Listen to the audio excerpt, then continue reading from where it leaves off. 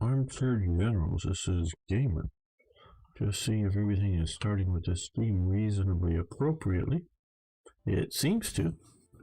Seems to be doing better than some, and I forgot to check whether appropriately. It seems to. Echo.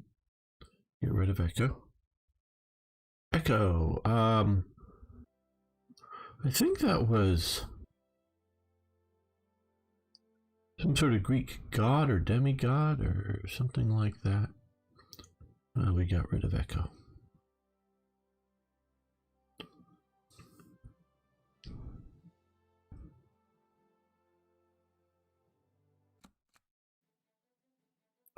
Right, well, we're going to be starting an episode soon, but just seeing how things get going here. Okay, we currently have 110% officers, which is more than enough, at least for current needs. Depends on our officer loss rate and Army and Navy and Air Force growth rate.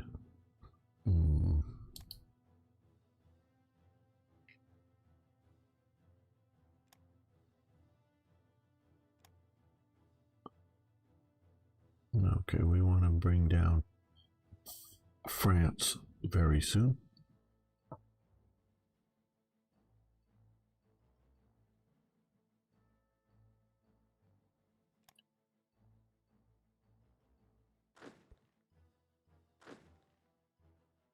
Okay, these guys are being counterattacked.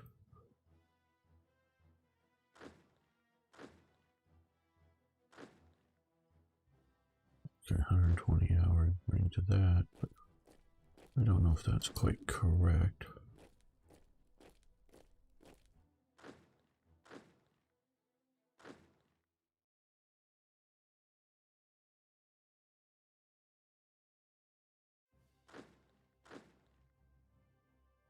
Right, okay, let's look over here because this is starting to become a useful question. Where are the victory points?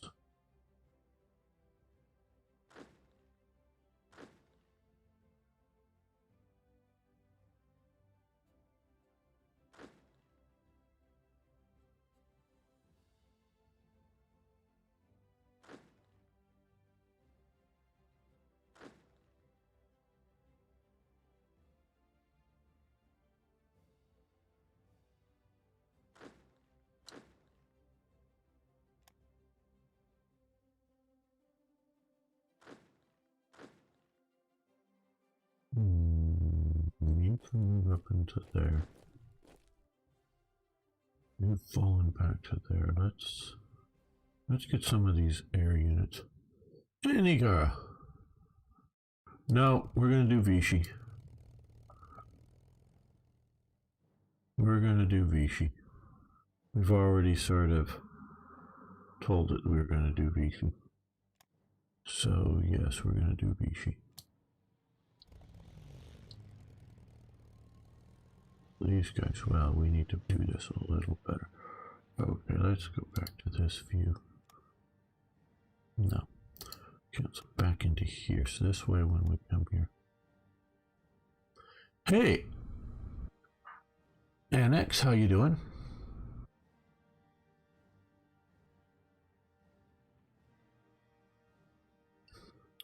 Establishing Vichy France was a good idea for Germany, historically speaking. No, I didn't want to do quite that. No, I did, yes.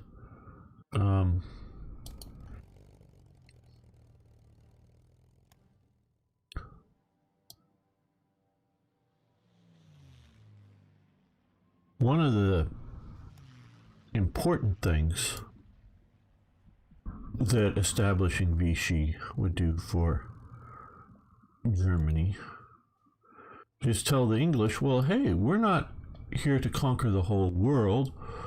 We just are redressing grievances from the last war.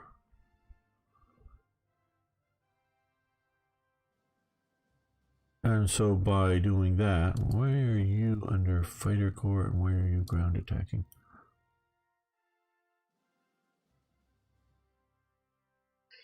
Well, I would go the well.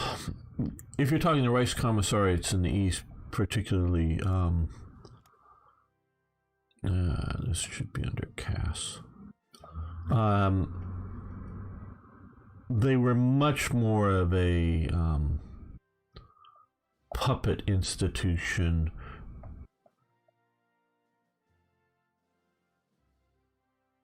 where Vichy really was a serious attempt at having the French actually govern themselves. How big is the airbase? Super big here. Okay.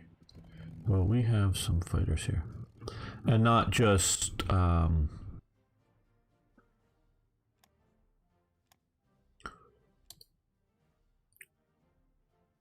pure puppet government.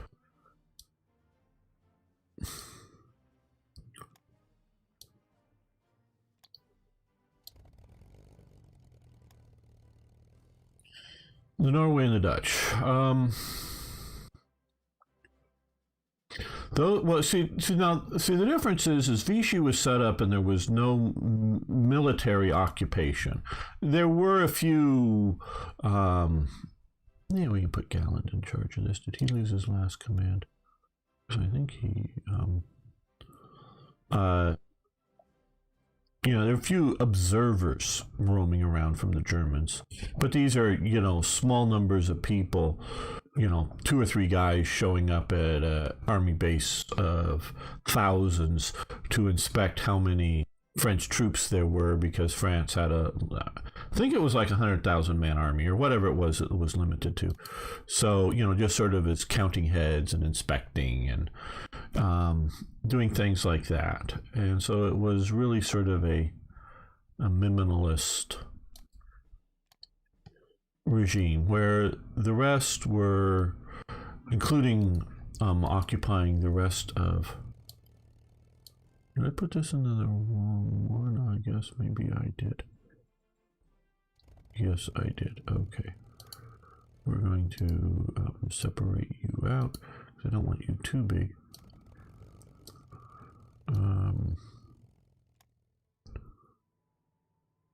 You're going to fly over there. Hopefully make it alive.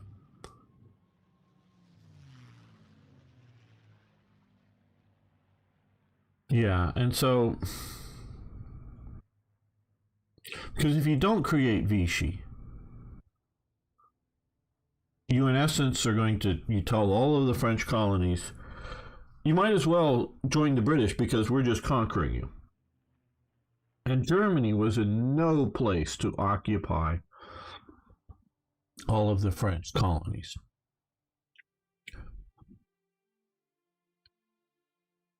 And so if you look at it that way, okay, well, we have Cont should be a dive bomber. Okay, we're going to move him out to here. And now we're going to move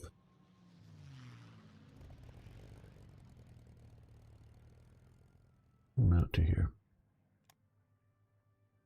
And, you know, yeah, sure, Japan occupies, well,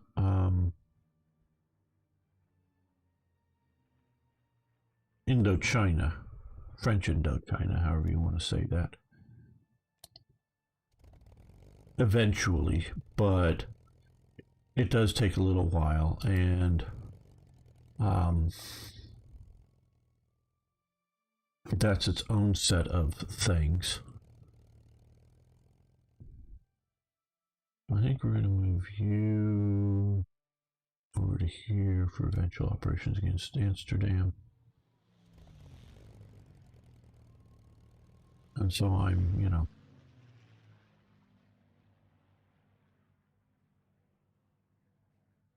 so yeah, no, Vichy's a good idea. Because just think, if we don't do a Vichy, we've got to immediately move into North Africa. We got to come all the way into here. Yeah, okay, maybe I guess they've set this up as a province. Oh no, this is directly owned by France. Okay. Um, you know, this will until Japan is ready. You know, without forming Vichy, they probably won't come into here. It'd just be a mess. And this isn't Hoi 4 where you get to do unrealistic things with peace treaties. We're going to move you north. We're having more problems up north than we are south. Where we are having a few south.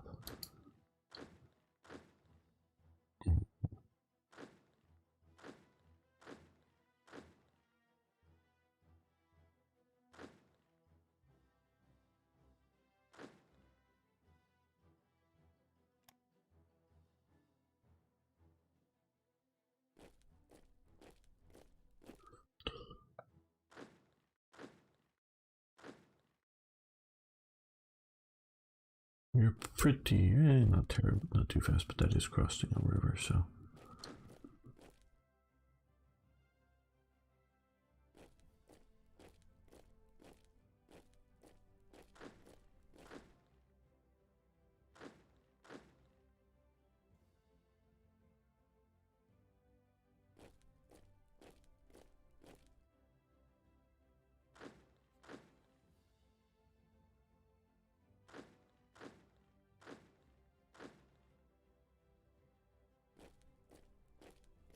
Now you need to sort of realize that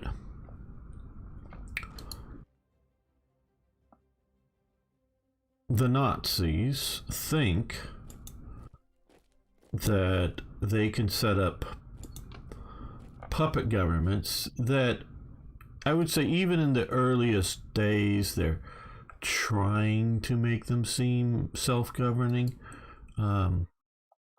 They really weren't self-governing, but they're trying it. With the general government in Poland. But nobody was buying it.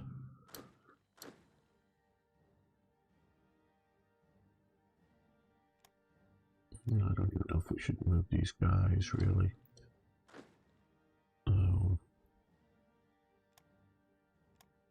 But things may go on longer than I anticipate.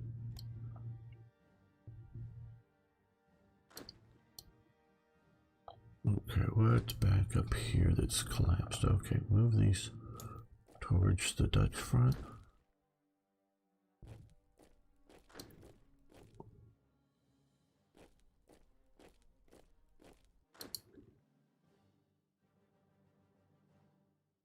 Okay. Let's save this.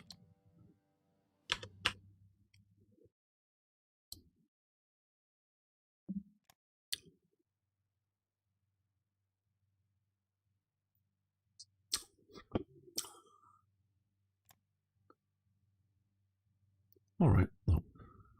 1, 2, 3.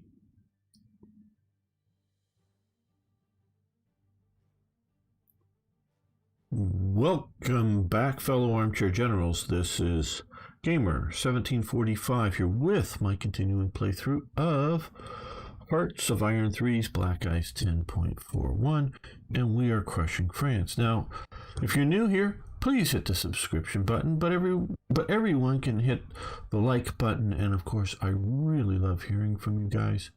It is so helpful. So if you could post a comment or whatnot below, just say hi.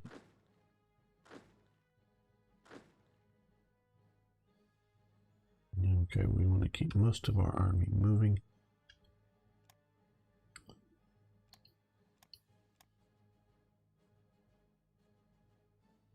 Battle of Utrecht, right. Battle of what's over here, okay.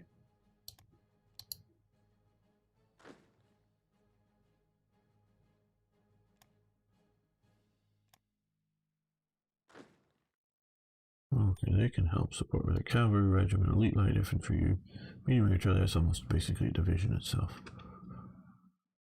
Without combined arms bonuses, but hey.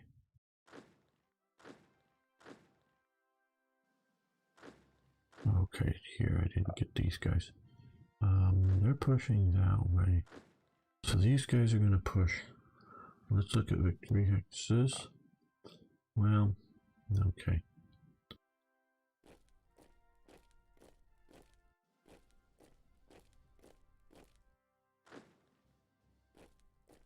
Yes, concentration of force does actually matter, but I'm also hoping velocity and occupation will matter as well. That's why we're drawing several different paths to get to positions that we want to. But we're doing the initial attacks as something fairly heavy. Okay, now,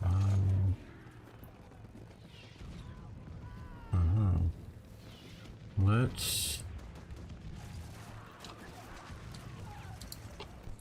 R and put these together and let's hit R and add the ace, and you need to go under the command of Luftfloat Fighter. Yeah, I'm sure that sounds really weird to a German. It's supposed to sort of be, or Fliegerkorps Fighter, sorry. It's really sort of supposed to be something like,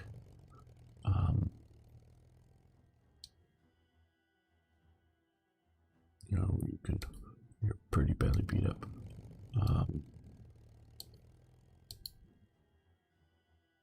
Fighter command, but whatever. We're mixing our metaphors here. Okay, again, okay, they're pushing towards that one, hopefully fairly successfully.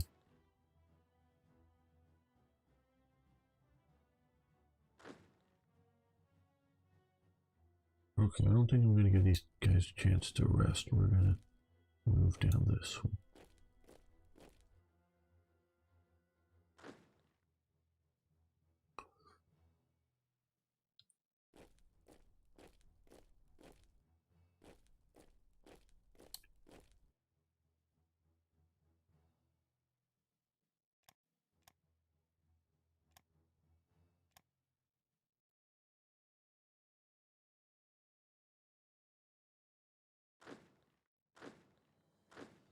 Yeah, those guys are ready to just be the holding the line for.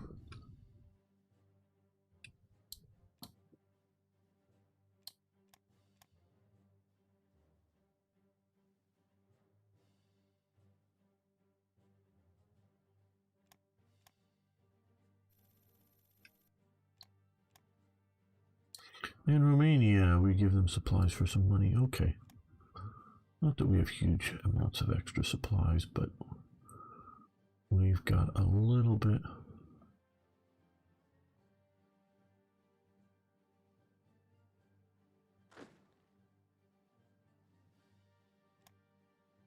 You're going to support the attack. You're in bad shape.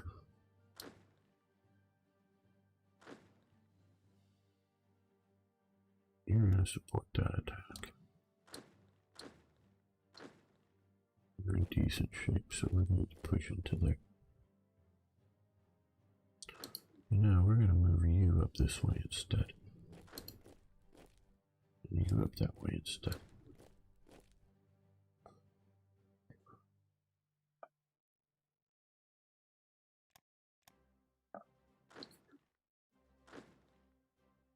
They're thinking they can double back on us. Well, we're going to start moving you up that way.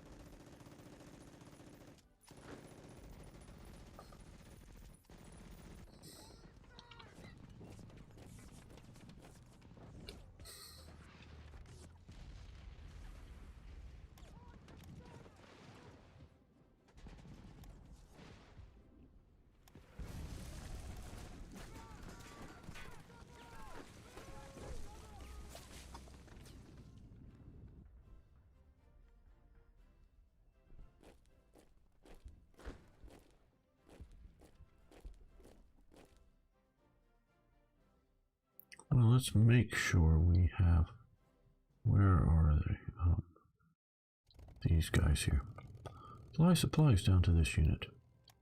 Keep them well supplied. Okay, medium armored designs advanced. Alright, that's good. Now we're getting into things like the Panzer III and Panzer IV. Effectively. Okay,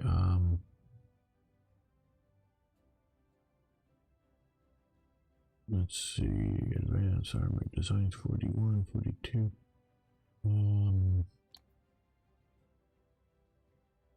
Oh, it's extra wide tracks. Automotive theory. Ah, here. There we go. Okay, well, no longer receive money for those supplies.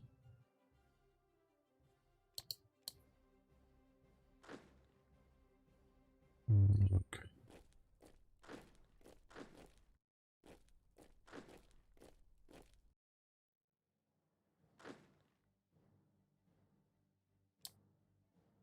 Okay, go to Orient. Get those.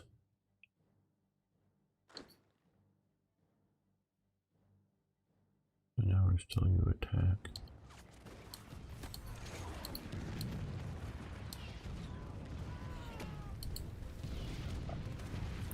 So how is everyone doing this morning? At least it's morning for me here in California. Okay, you're going to support that attack. It's that armor unit that's there that the British one is really difficult. Been giving me trouble all game.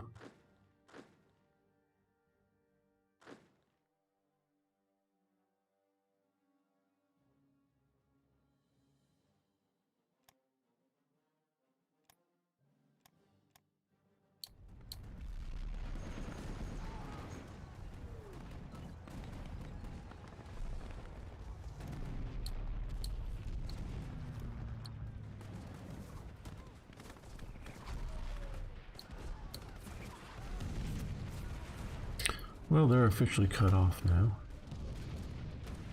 And they're going to get some support from there.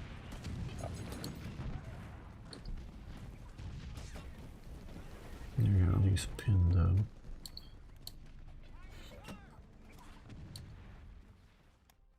One battle laureate. Good. Switzerland doesn't want to be as Nazi anymore? Oh my god. We've lost the Swiss. What are we going to do?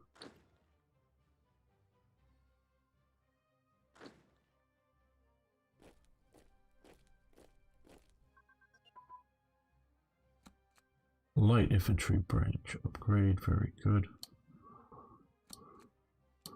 That was that one. Okay, well.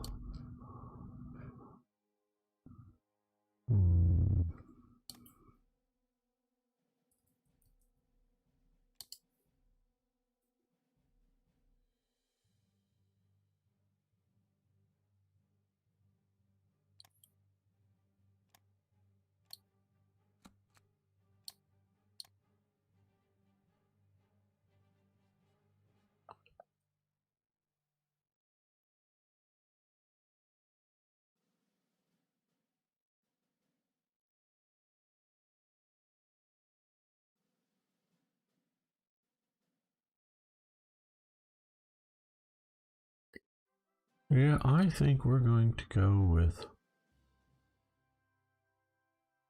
what are, okay, yeah, SD and militia. And we're going to go with some of these guys.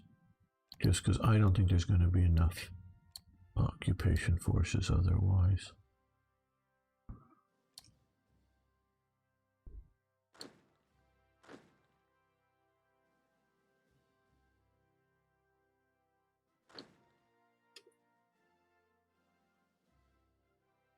Well, why is, oh, he's already in battle. Okay, but it's not doing so great.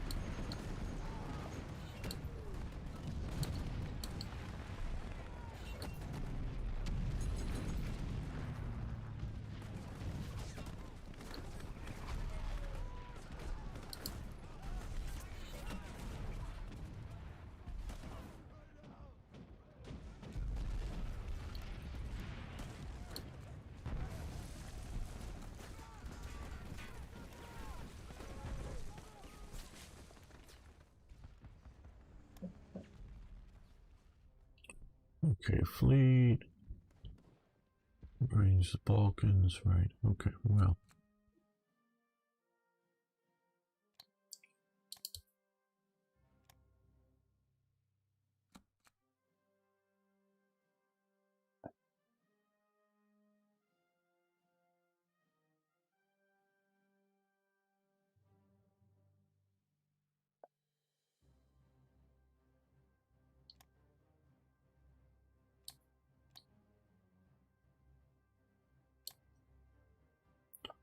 Just some standard infantry divisions.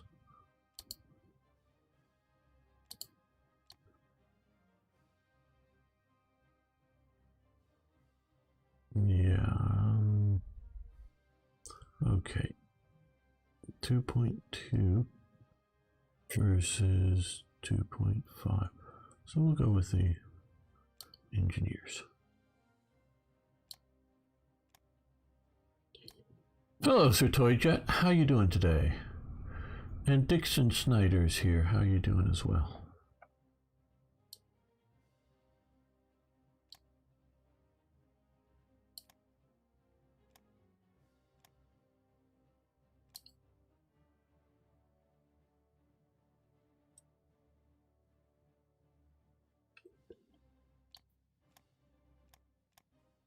I do think the French should be surrendering by now. I get the idea, I very much get the idea that just taking Paris, by some sort of tricky means, parachutes or one, armored thrust that breaks through and gets there super fast and occupies the capital, while the great bulk of the rest of, northern France is still in French hands. But with the Vichy formation stuff, I think by now we should be seeing Vichy happen. I'm doing very well, Toyjet. Quite well. You're going to attack down that way.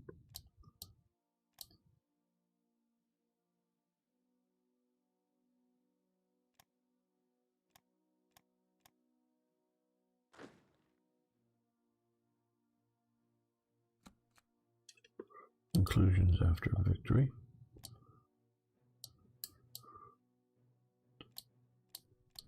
Okay, we pushed into there.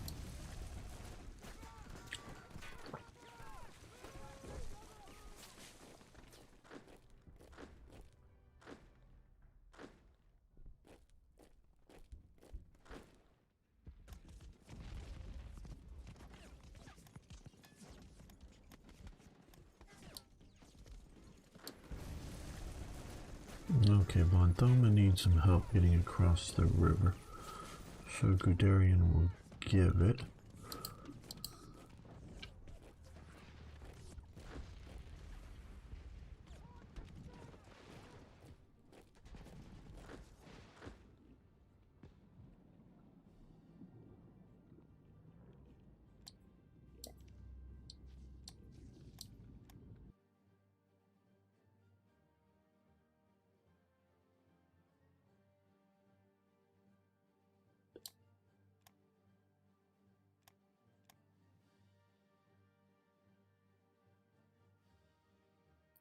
Yeah, we've got a huge stack here. It's been a problem.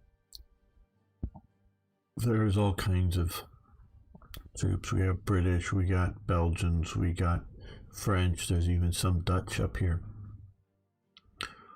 But, it's been a bit of a back and forth. Because these guys are much better suited now to attack.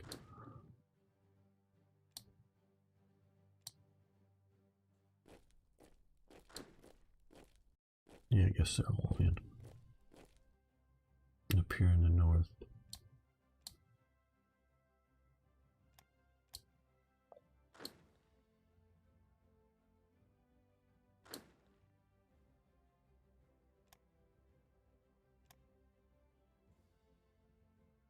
We're going to support taking Nance.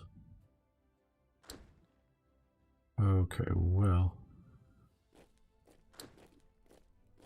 I was hoping for a fast unit to come down here.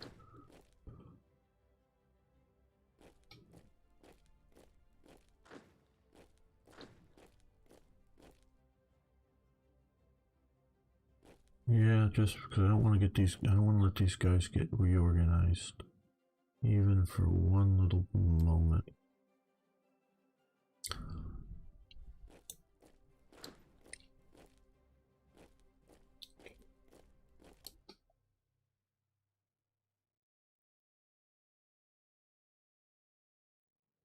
Yeah, I have been doing a fair amount of bombing up there, but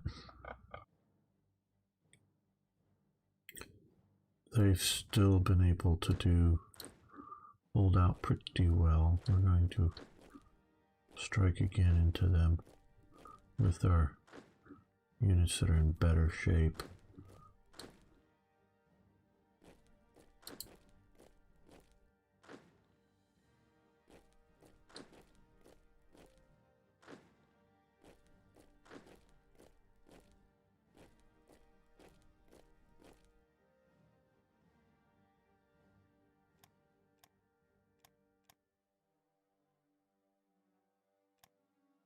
They're out of supplies, or yep, supplies. I got fuel.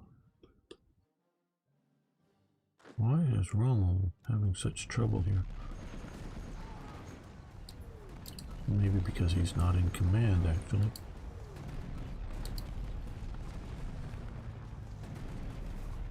One hour until they could attack. So now they can attack, so they're going to attack up that way.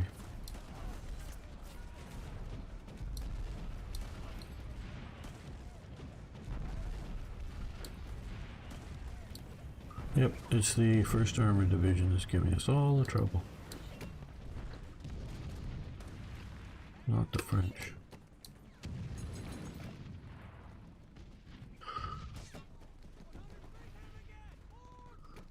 Send them north to the North Sea. Oh, you mean the Dutch? Yeah. Well, I'm just afraid they might hide their country under the North Sea. They have that tendency.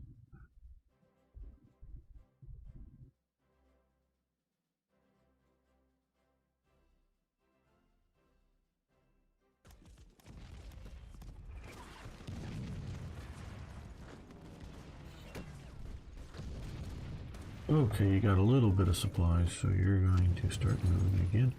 Start fighting again.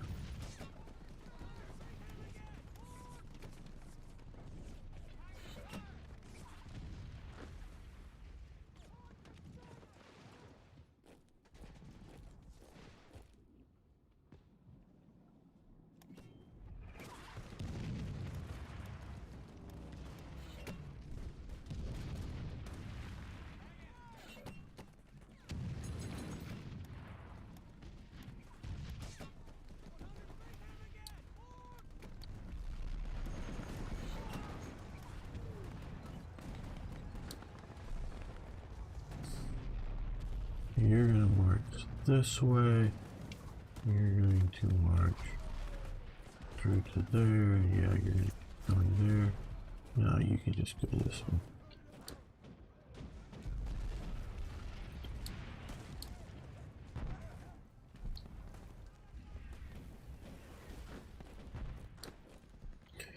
Okay, push into here just to keep these guys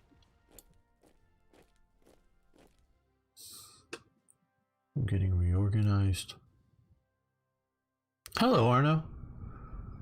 How you doing? I hope you can help Eric stream for me tomorrow. I presume I think he talked to you a little bit that he's going to take over my Twitch channel for the day. I hope you can help him. I'm going to on either Discord or Steam send you some code so you can yeah, I know it's doomed, but hey.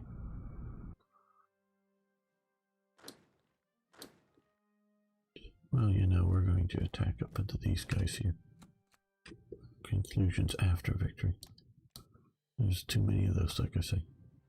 Some code to be able to change the video description and things like that, so you can help them out.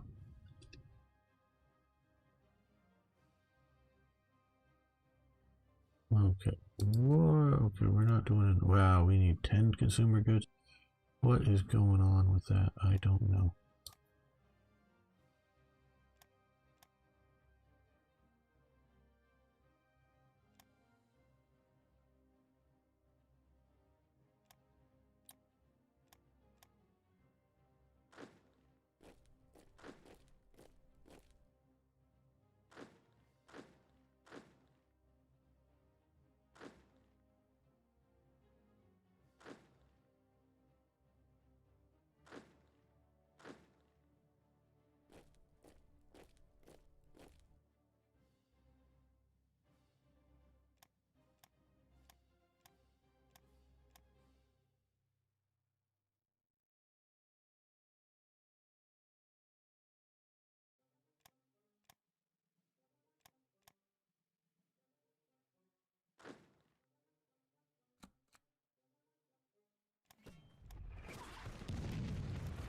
Yeah, so snow begins to fall.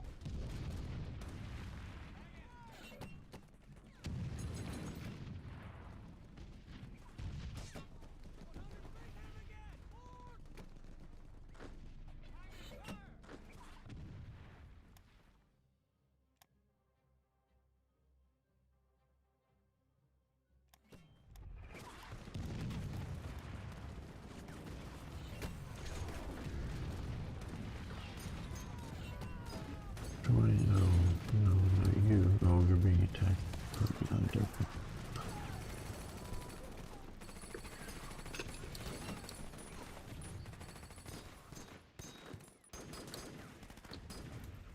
No, well, I guess march up that way.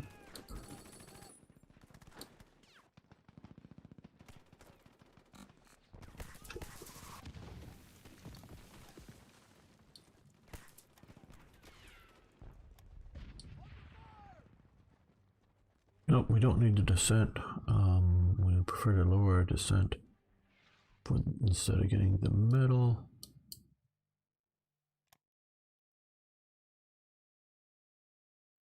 Hello, Roberto. How you doing?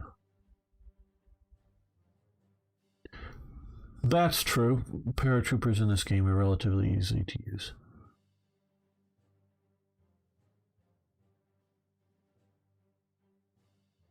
Oh, I don't know that toy jet's the real problem. Okay, what more objectives should we? You are there. Okay, we want to stop these guys from counterattacking, so we're going to drive down that way. Let's have you guys push down that way. Have you come swing around here. Living the dream. Yeah.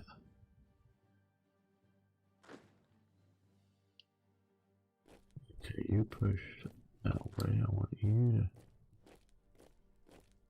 just trying to push everywhere with everything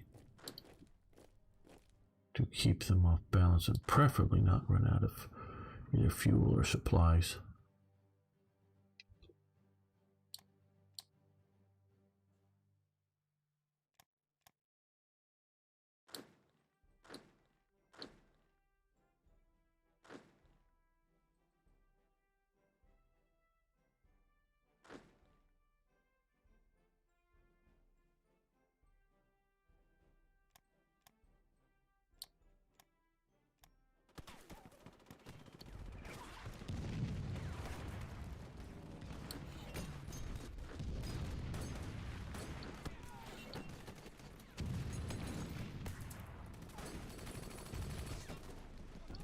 Probably to capture probes throughs.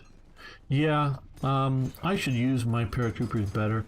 Most of them we used up coming up here, and I've just sort of quite honestly left them without proper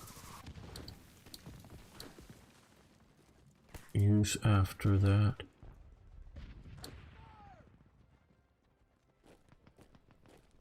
Coming up into Norway, they were very useful there.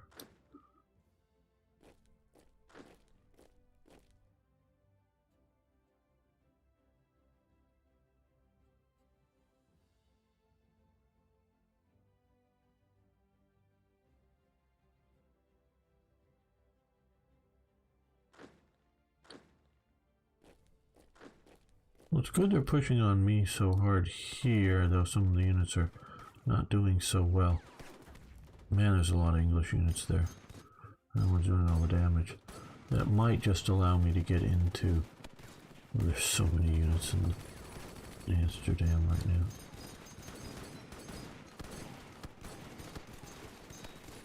Yeah, Von Bach will take over actual command of the attack, I think, now.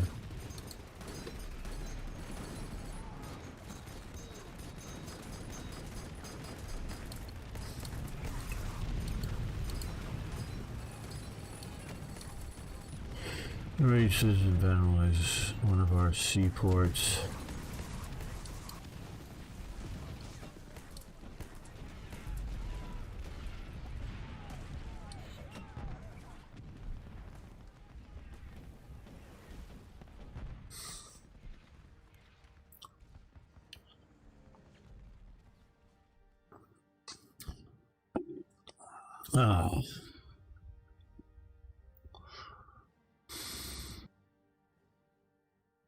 Okay. Enraged citizens vandalize and loot one of our seaports. And it's... what port here it is? Bremerhaven, -1. Okay, I don't know of a single thing like this happening in 1940. So I don't know why it's happening now. Now, I get the idea that if you're trying to stage Germany is collapsing because it's, you know, its dissent is huge, its national unity is shattered. Yeah, okay, you know, because, you know, dream up. What if things are going bad? Hello, Matthew. How you doing? What? This is not TRE. This is Black Ice without TRE that I need to play to see these kind of events, to maybe kill them in their crib beforehand if you're playing with TRE. So I'm going to address some of these right here. Some of my thoughts on them. Yeah, they're new.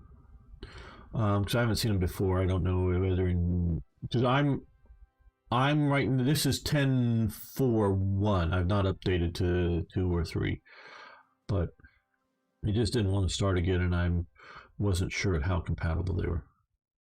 Okay, so like I was saying, I could see if, you know, oh, hey, I really effed this up, and something's going really wrong, and like I say, national dissent is super high, and national unity is super low. Create you know, events, because that didn't happen historically, and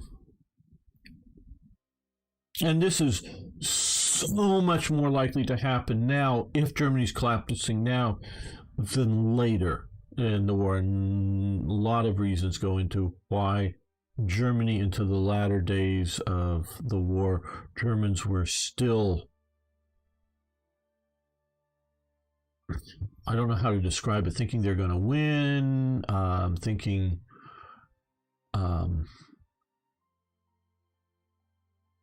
there was still a chance. I don't know. But and things before the fall of Paris, and basically with the fall of Paris, basically very quickly the fall of France, the whole mood in Germany changes. Before then, the army's worried about another World War I, you know, that, oh yeah, even as they're pushing like to Dunkirk, they're worried about, oh shit, either a counterattack's going to happen, because you only see your problems, you don't see the enemy's problems. or you're going, oh shit, it's going to any day now, any hour, it's going to stabilize into World War I lines, and we're going to be stuck with another attritional war. No, maybe we can win the attritional war, but it's going to be another one of those. So how is the public going to react to it? How will the army deal with this? Is it prepared for the, a long attritional war? All these nervousness going on. That just evaporates overnight with, like I say, with the fall of France, and very quickly after that, the armistice with the French. Basically, Germany reacts, and it's on YouTube, or at least it was years ago. I haven't looked recently, but the victory parade in Berlin that happens after that is just immense. People are relieved. The war is basically over. Oh yeah, there's still the British, with U-boats out there, and there's still some bombings, but yeah, that's just nuisance stuff to them at that moment. So, but before then, I could see this happening if things are going badly, but we don't have conditions that are bad. Okay, so I don't like this. Students protest across the nation. Okay, well,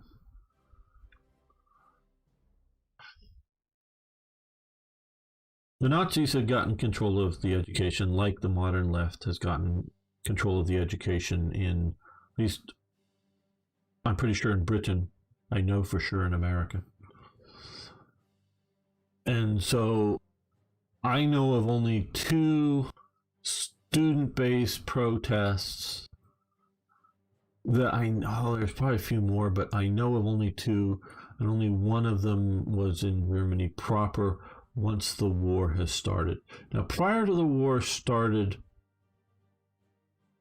there are there's sort of religious schools and some other stuff going on, but once the war starts, there is one sort of student protest happens in Czechoslovakia or in Bohemia, Moravia, or Czechia, or whatever. It's not out in Slovakia. It's sort of basically Prague, maybe some other regions. And then, of course, the White Rose group with Sophie Scroll and the others that were all ended up shot. And what was that? Like, I forget the date, 44 or 43 or something like that. And that was just minor. And that's just minor dissent. I'll look at the chat in a minute. So again, I don't see a reason for this to happen. I just don't see the reason for this to happen. Okay.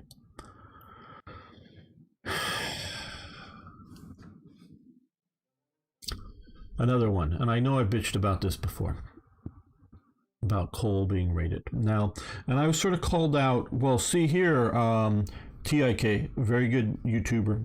I like his work. Talks about this in Germany.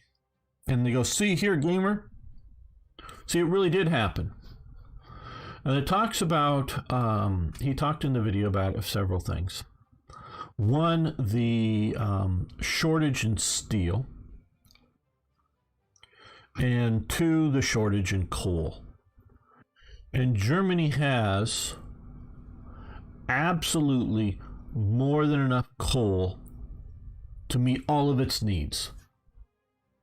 Now, why is there a shortage of coal?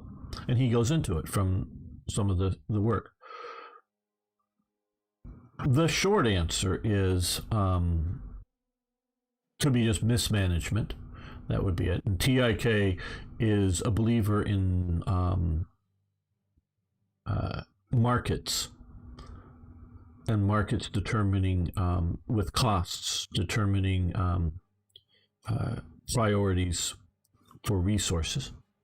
Basically capitalism. He is definitely a capitalist advocate, which is great.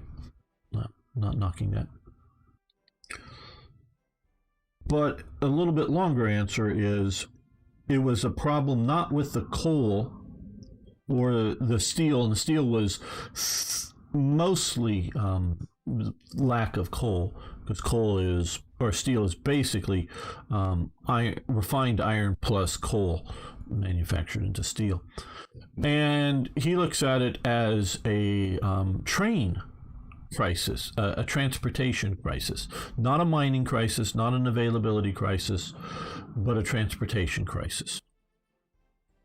And I think he's right. I think he has his history right. And so that there were problems with coal. Now, and stuff, because you can look at some of the stuff and going in like it was either like 1941 or 1942, and this is before substantial bombings going in Germany, disrupting the rail system. Later in the war, we can see Allied action doing some of the stuff, including things like blowing up the dams on the Ruhr, the dam busters raid. I'm guessing, I don't know, but I'm guessing it may have flooded some mines.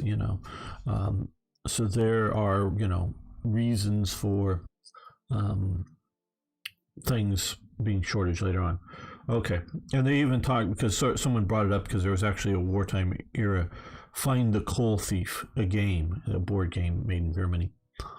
I was blaming coal thieves for it.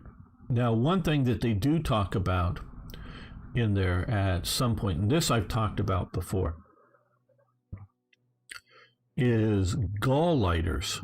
A gall, again, for those who are new here, a gall is sort of, it would be equivalent of a province. Now, it's bigger than, at least in most cases, one of these little provinces here, that we're seeing here. I guess it could be something like Vienna might be, just a single Gau that would be one. But there was one Gau that was all these little provinces all around here. The Sudetenland. And so it was a Gau that was shaped like a big crescent. And Henlein was the Gauleiter, at least for a little while, in charge of it, maybe most of the time. As opposed to what, of course, they should have done, is just simply added these two provinces to whatever Gau is here, sort of close things, because managing these guys here and managing these guys over here, that's ridiculous. A sensibility thing would have been better. But so the Gaus were regions, provinces, however you want to define the word. Now, they actually, compared to what was there either in the Weimar government or in the old Kaiser Reich, makes a whole lot more sense, as in combining in rationalizing administrative governments, because especially the Kaiser Reich, but even in the Weimar government, you get really radically weird little provinces or whatever, or island provinces in amongst another province. Like these three cities are this one province, but all the countryside around them are different, or whatever. And it's just craziness. So they actually had massively rationalized it. Well, the Gauleiters are their own little sort of dictators. Some have lots of power. Some have, relatively speaking to other Gauleiters, some have limited powers. And they sort of ran their fiefs. And some of the powers is based on the Alte Kameraden, the old comrades, the new Hitler and whatnot. So there's different reasons for their power base. And they want to run their show their way. Now, Speer, because Speer has so much power, he is the person who is able to fight the Gauleiters and make things more rational. Like just one of an example of it is, I don't know, something like 42 or 43, they banned horse racing in Germany because they need the horses for, military needs and not frivolous horse races. Well, an Alte Kameraden, I'm sure Nagaro thinks I'm butchering it, but Christian Weber is an old comrade of Hitler, and though he is not, I don't think he's a Gauleiter, but he is an SS higher up in Munich, and he's the one that throws the yearly Munich parties that are the big sort of beer drinking big parties, shall we say, without going into too much more detail of the salacious nature of them. A thoroughly despicable person. Just because he likes to throw a good party doesn't mean he doesn't confiscate Jewish homes and other things like that, and other rather despicable SS type things.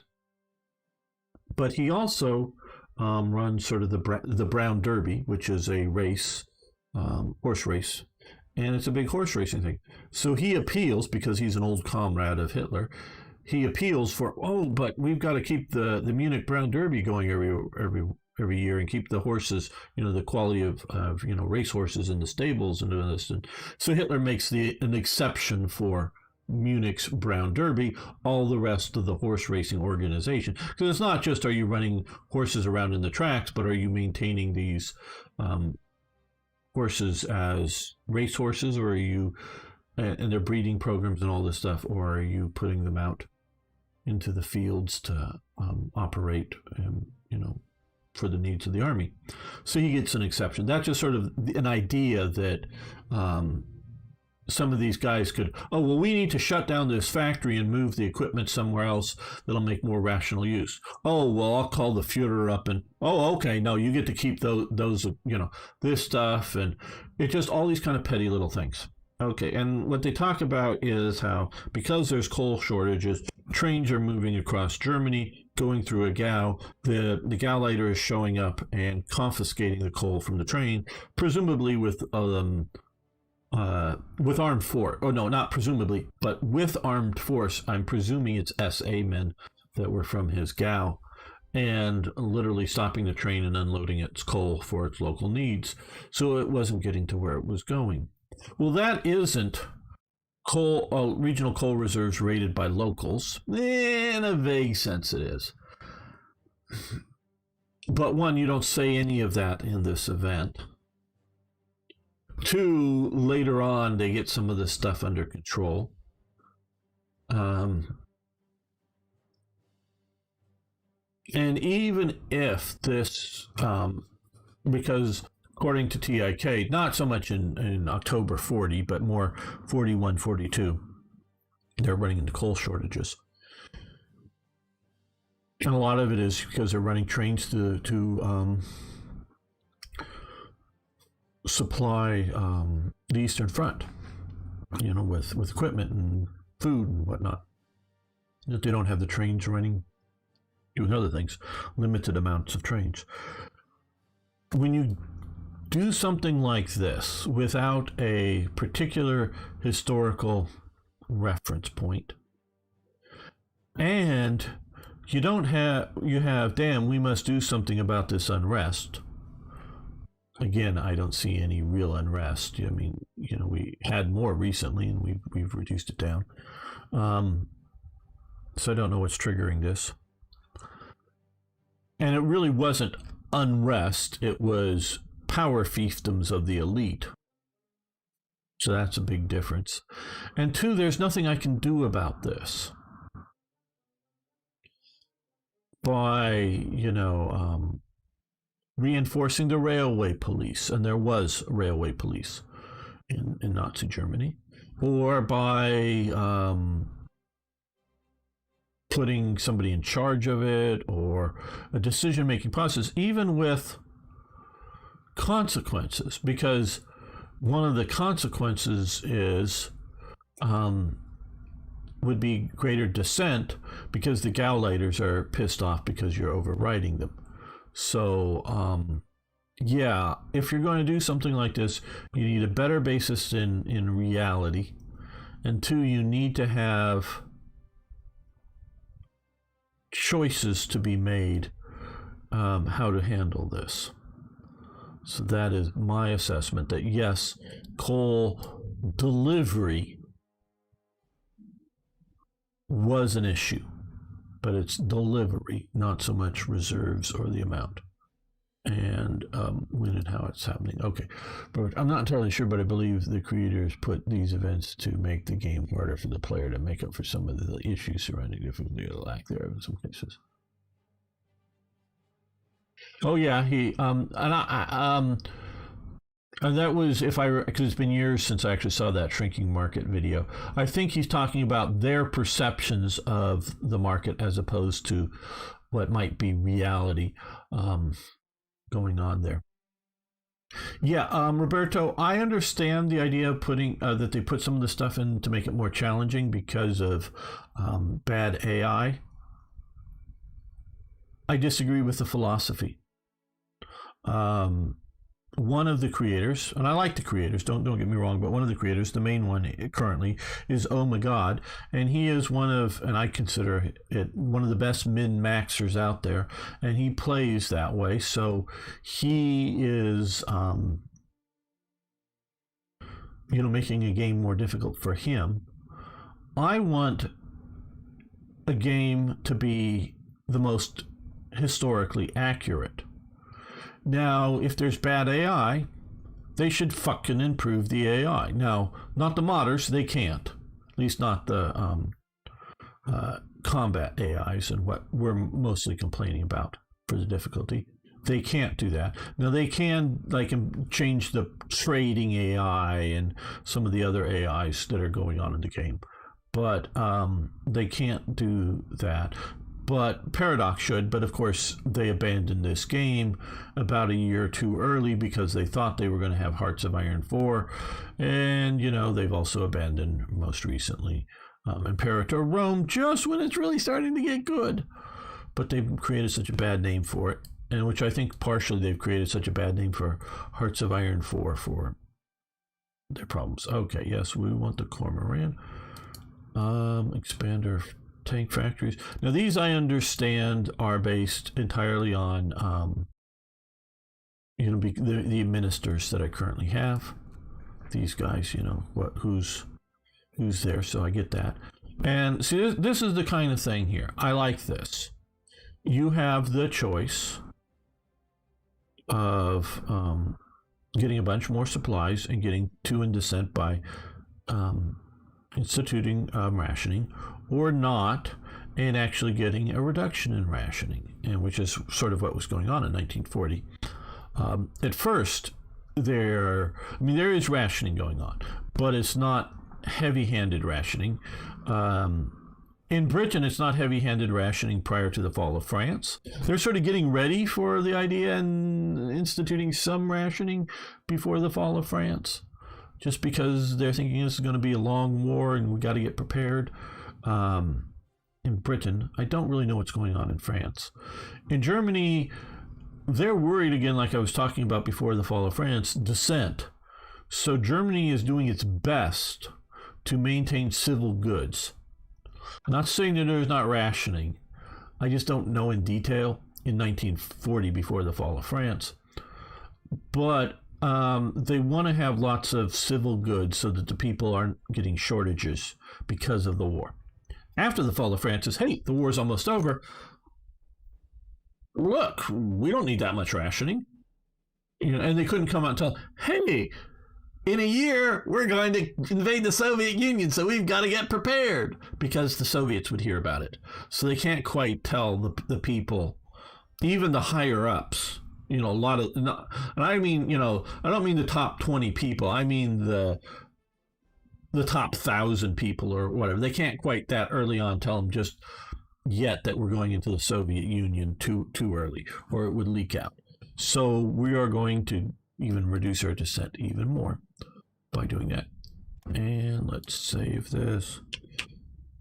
And we're going to end the episode, not the live stream, but the episode here. I want to thank you all for watching. Thanks for liking the videos. And if you haven't already subscribed, please do so. See you next time for even more, yes, more Hearts of Iron. Okay, people, we'll be making another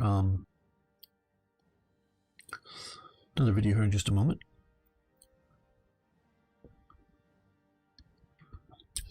Yeah, I like TIK's work. In essence, he's sort of doing what historians should, and that he's looking into history. But he went into a thing about food I watched, and he's taking a lot of references from Goebbels' diary that are correct references, talking about food shortages in Germany and why they're invading the Soviet Union, or why they need to invade the Soviet Union, is to get the food supplies. But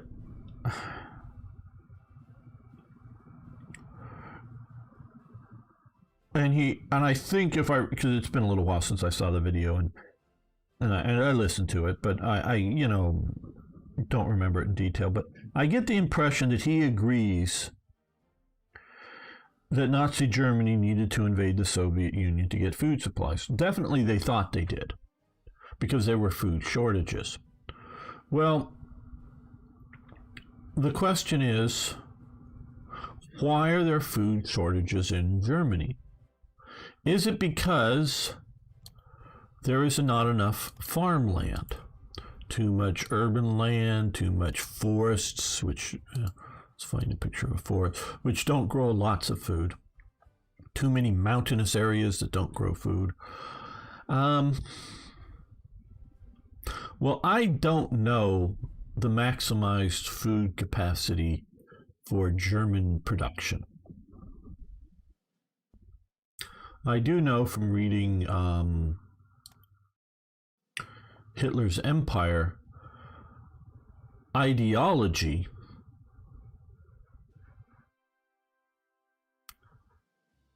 disrupts food supplies, meaning they were getting Baltic Germans from particularly Estonia and Latvia that were mostly urban or small town professionals,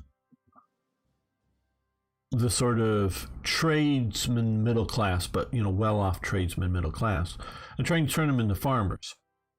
It's one thing to say, let's say, of the local pharmacist or the local grocery store owner, who may be German family, in a farming community, and have them show up on a Polish farm with everything there, all the plows, all the animals, everything there. Say, you're now farmer, dude. What? Yeah, this is your farm, dude. Huh? Well, go farm. Grow food. You're from the country. You grow food. And so you're getting people that aren't farmers. Some of them are literally urbanites. And you're sticking them on farms. And you're removing the Polish farmers, who are farmers, who have been there for generations, because they were, especially in this fully gray area, and they were doing this particularly in the fully gray area here, because they were there under the German Empire, who would have been more than willing to continue to be farmers. Not that they loved their new German overlords, but they're the same overlords as before.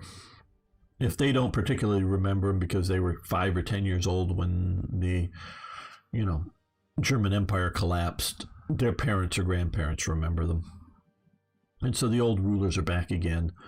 How bad is it going to be? Oh, it's going to be a bit bad, but hey, we're farmers. We'll tough it out and we'll get through on the other end.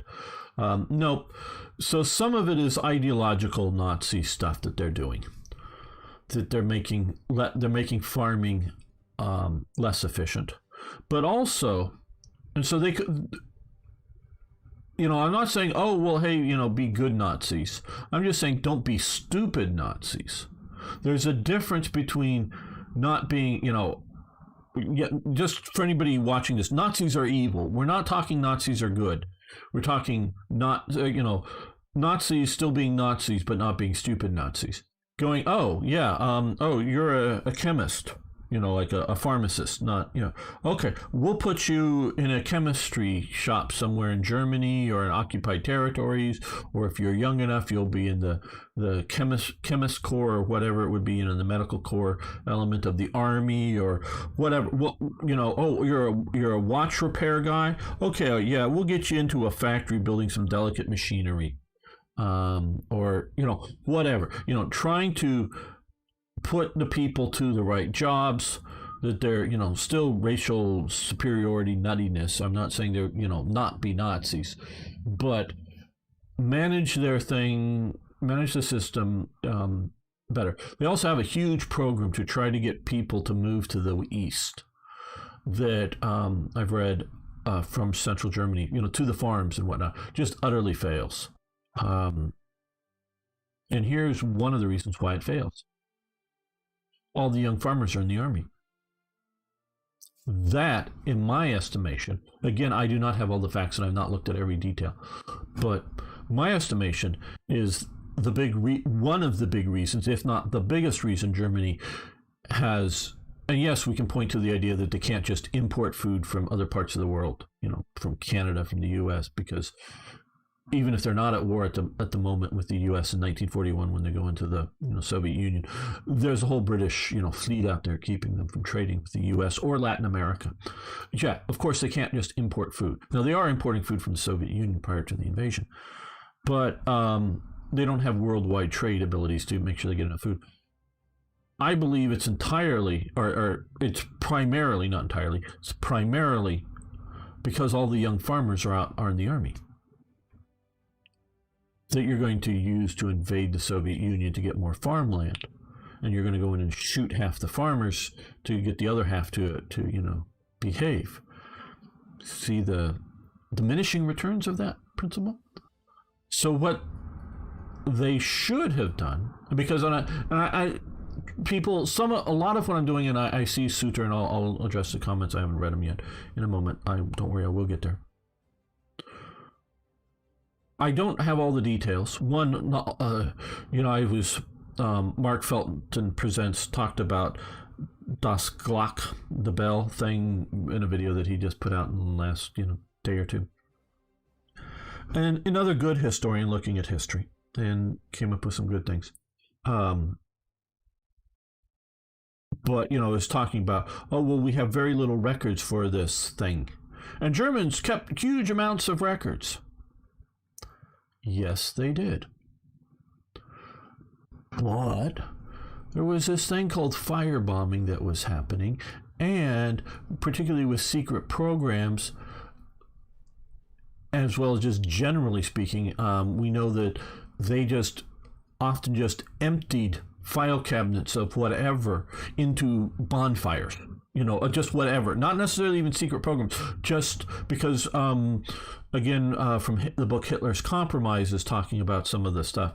I know I'm jumping all around here, but the SS had listening programs that would go around, particularly mid to late war, but even before that, go around to rationing lines and stand in the rationing lines, and then not like stand there and take notes of what people are saying, but trying to, without uniforms on, just the Gestapo kind of, or Gestapo agents, and then write up reports on what people were saying in the lines, not to get any individual in trouble, just to get the feel of the nation. And thousands of these reports were created.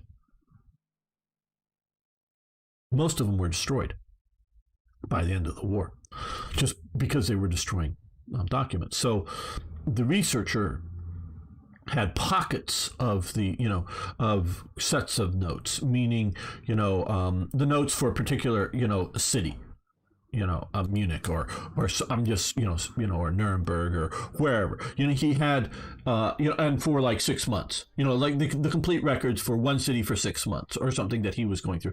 He didn't the complete vast collection of these notes and the multiple copies of the notes. Most of them are just gone as far as the researcher. Now maybe they're sitting in a unidentified depository somewhere in the former Soviet Union, and just waiting to be, what's in the back room over here, and discovered.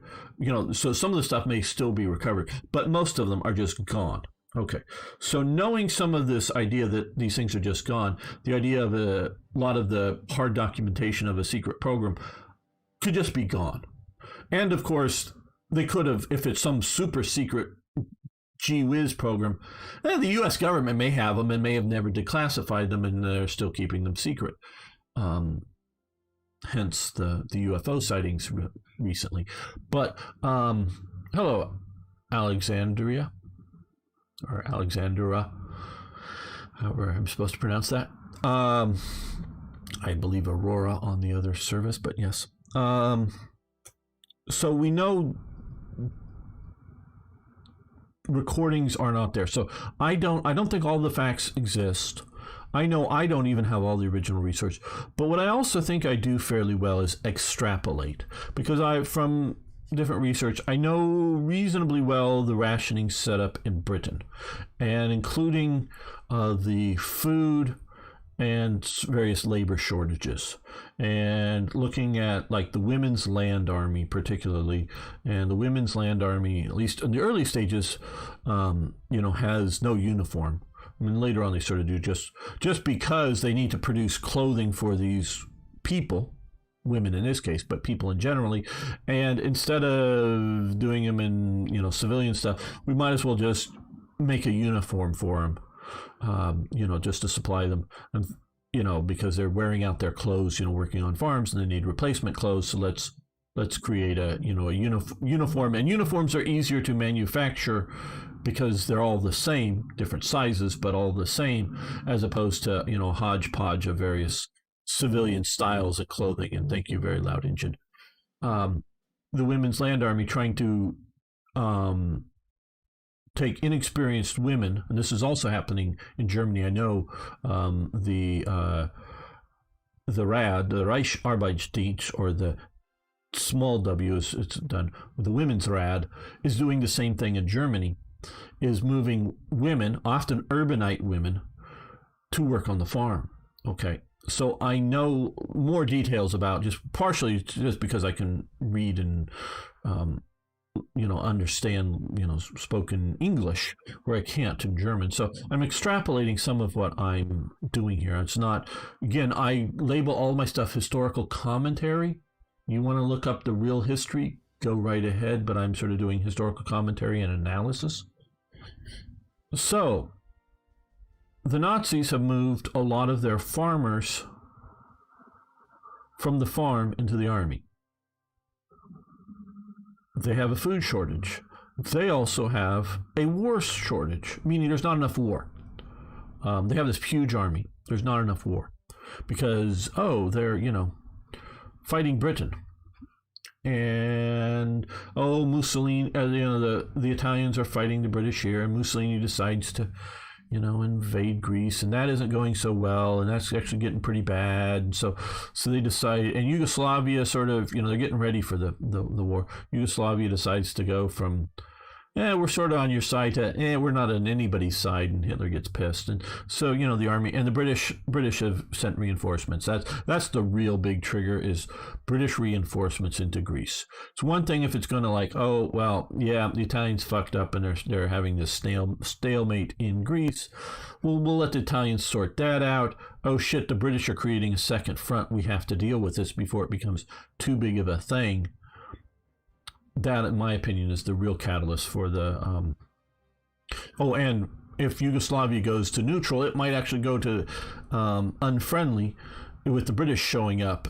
And again, that could be a southern front in Europe showing up. So that sort of, the British showing up there and Yugoslavia backing out of the Axis. Not really. They may have... The people that did it may have sort of kind of thought that sort of kind of means that they're joining the other side, but I don't know that was understood by a lot of the people. They just were sort of like, no, we're neutral. But neutral with the British showing up, that was just too much, and Hitler comes in. So, there's not enough war. I mean, you got an air war over Britain. You got the submarines out doing their thing, and periodically you send a big ship out to die in the ocean. You don't have enough war. So there's a war shortage and there's a food shortage. So instead, because you don't need huge numbers of soldiers, you might need huge numbers of soldiers to sort of keep the Soviet Union from going, let's pick up some territory. But they don't have to all be on the front line. They can be back in Germany harvesting food. And why does the invasion of Greece go so bad? Multiple reasons. Maybe the first is it's Italy and the Italians.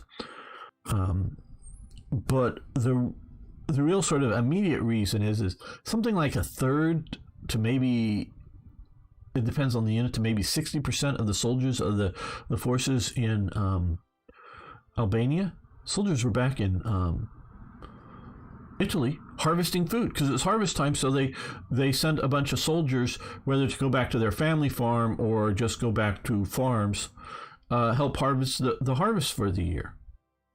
And Mussolini says, "Go, go, go, go." What? Oh, yeah, okay, we're going. What about? No, we're going.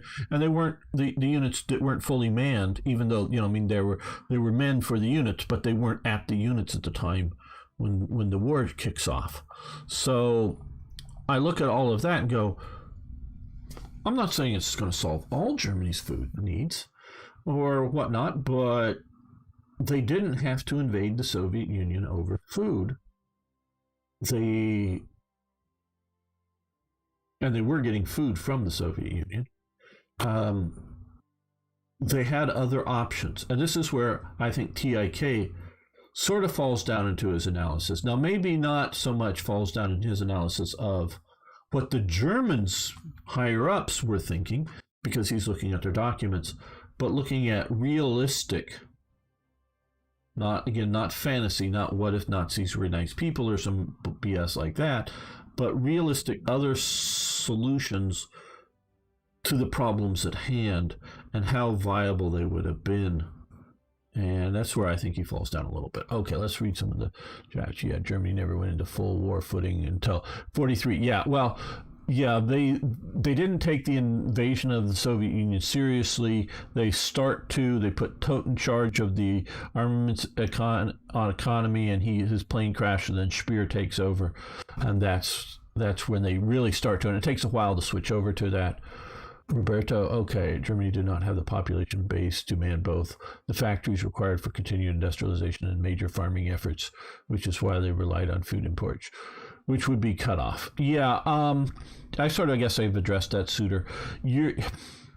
I would argue they have the manpower for the industrial and the agricultural, but not simultaneously with having a large standing army, I guess is my point. And so you can have a large army but not have it standing, move a lot of the men into, have all the divisions that you have, sort of like I was explaining with the Italians, and move 30%, 40% of the manpower to other needs. And that would alleviate the problem. Not necessarily make the problem go away, but make it not so serious. They also never were able to properly manage territories such as conquered farmlands, in particular, were poorly organized in output. Well, often, yes. Anybody who was anybody in administration and of any skill wanted to be back, if not in Berlin, wanted to be back in Germany where the power bases were. So most of the people in the particularly Eastern Reich commissariats, particularly the East, not so much the West, and we got to look at the different areas in their own viewpoints. But in the West, most of the managers, of the Reich commissariats types, are incompetent. Are people willing to take the job that don't have the experience? They might, in some cases, be very ideologically qualified, as the Nazis would see it, but that doesn't make them competent managers, and because of their belief systems, may make them more incompetent because their racial nuttiness makes them do bad decisions for achieving the goal of proper management. So, yeah, there's a lot of issues. And so, if you want to be a historian who just looks at historical facts and writes about historical facts, that's great. You can learn a lot from them. I like historians, because I guess that's sort of in my vein, that look at turning points, look at question points in history, and see how they could go either way. You know, how could Napoleon have won the Battle of Waterloo or something like that? Not by going, oh, well, if he was some entirely different, but looking at Napoleon's style and tactics or something and analyzing history and dealing with the reasonable what ifs. That's my style of historian that I'm most interested in. One that is basing it in real world facts, but is not only limiting themselves to those facts. And, analyzing takes. Okay, well, I wanted to go over that, and I probably should have recorded that as a special, but I didn't really want to interrupt other viewers play or watch just primary gameplay. So we're going to now make another episode. Okay. Welcome back, fellow armchair generals. This is Gamer 1745 here with my continuing playthrough of Hearts of Iron 3's Black Ice 10.41. But before we get into that, I want to thank Sircan and the Hoffmanator for support over on Patreon. I'm so grateful for the support, as well as the others supporting over on Patreon. So grateful for it. But for everybody else, what I really just ask is if you could subscribe if you haven't already, hit that like button, and please comment and share about the videos. If we get sharing, YouTube does not recommend my videos well. That's a whole nother story, and it's quite true. So the more engagement a video has, the more likely it is to be recommended. And particularly if you share it out, even to just one other person, if everybody just shared it, you got one other person, that would double it. And if those new people would share it to some other new person, we would have phenomenal growth on this channel, and I would be ecstatic. And we have a nice little pocket here that we are pounding with. Oh, one division. Okay. Von Thoma gets to attack in 60 hours. They're sort of pushed down to there. And you might want to either check out the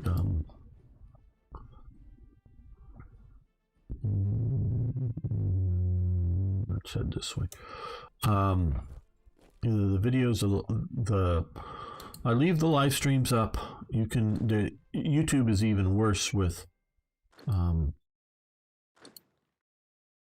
recommending live streams and whatnot. So yes, I make episodes here with the live streams, but you might want to either check out old live streams or follow on Twitch or just here, because I just gave a nice little talk about shortages and rationing in Nazi Germany for the live audience that wasn't part of the prepared episodes like these, if you're interested in that stuff. Okay, they're moving up. These guys will also move up into Den Helder.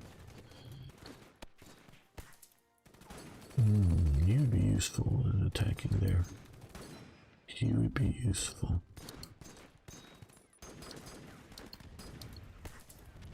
He would be useful.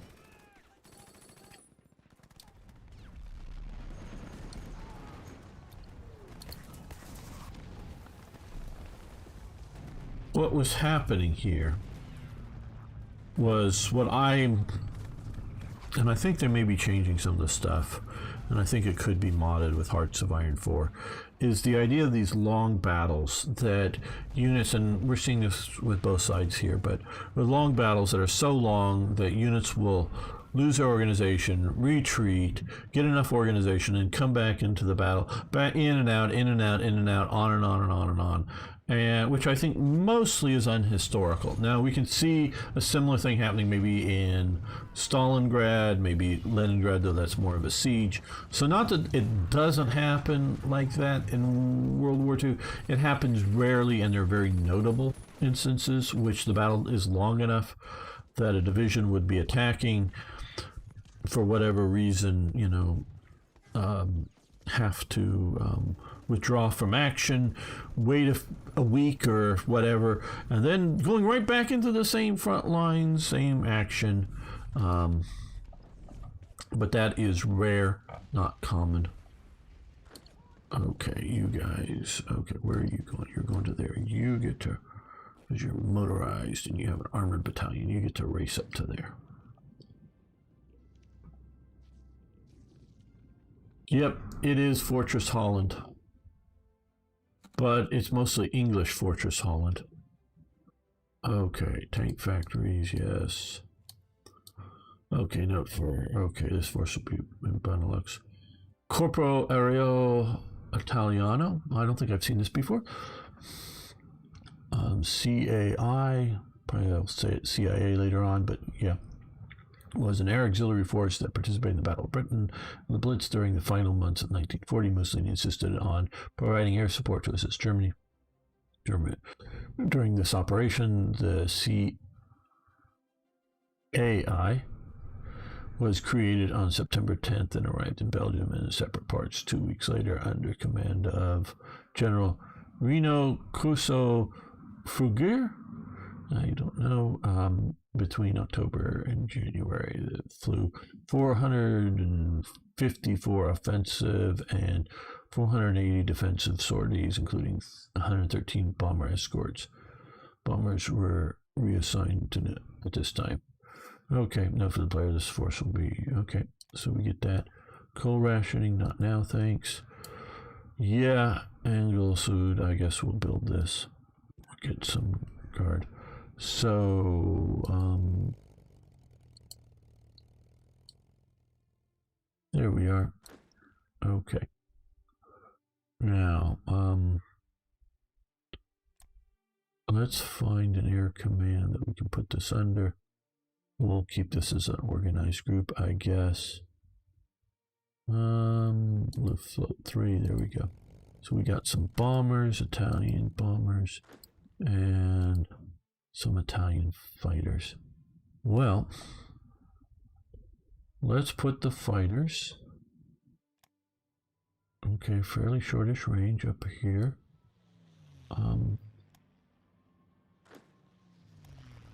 We can do some bombing of Amsterdam.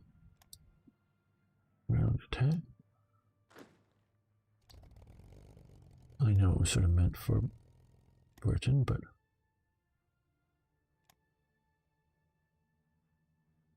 and mentioning that, we did move in some other bombers and we are attacking here, so let's support our ground attack.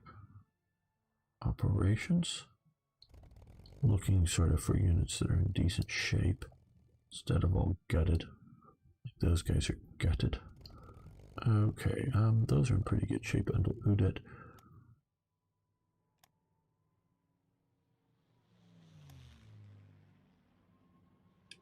Okay, so they're dropping bombs on a lot of these units. Hopefully they'll reduce some organization some.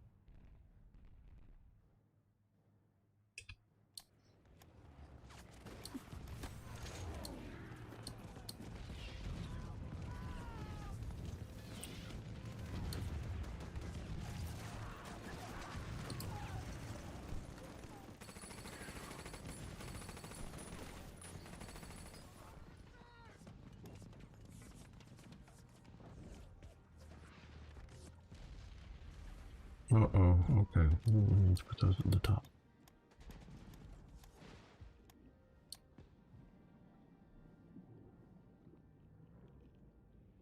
Yep, they'll be there real soon. Well, more coal fields and whatnot. Very good.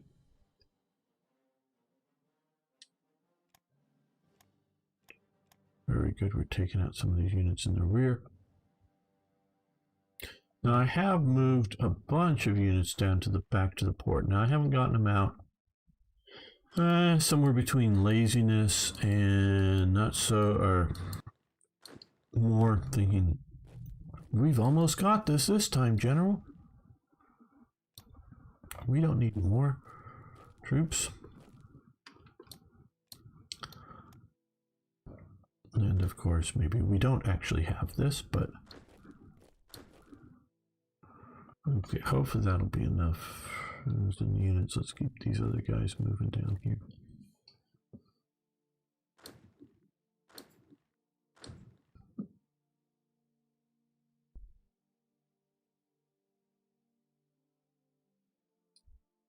Yeah, I know the river's a pain, but come on, guys. Get La Rochelle. Yeah, we've won and done Helder. Good. You keep moving forward. We just need to squeeze on this a little better in there. Yeah, they're not doing maybe great, but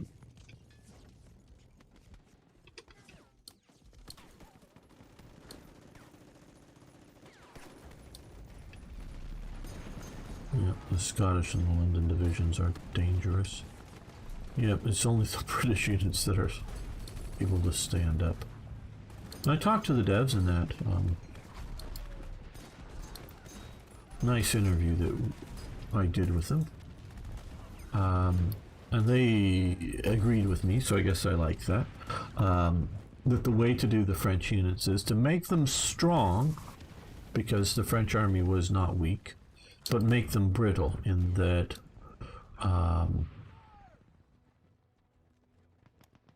no, I don't know, we need more command options around here.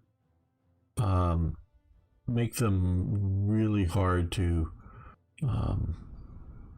I guess what we'll do is we'll put a leader in here. Make them really hard to regain organization after losing it. We'll promote you up. And we'll put you into that army just to get command organizations going. And so once they're, you know, been sort of shattered, they take a long time in regaining organization. Then that is, I think, how best to represent. Okay, you stopped, I think, mostly because you didn't have either. Well, you didn't have some sort of supplies. Oh, no, I want that. Okay. And I would say that that, in many ways, typifies what was going on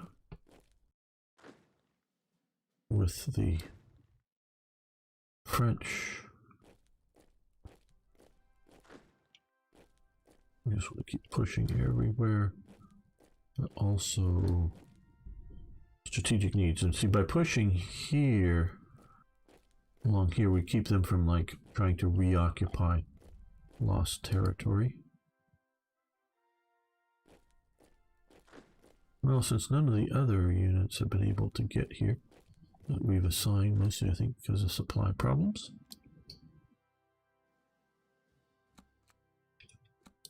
Use French tank factories, okay. Manufacturing Strasbourg, okay, yes. Is there I'm looking for a possible decision like to form. Wait, yeah, I don't want to upgrade these divisions. They're in the middle of combat. Or moving towards combat, or whatever.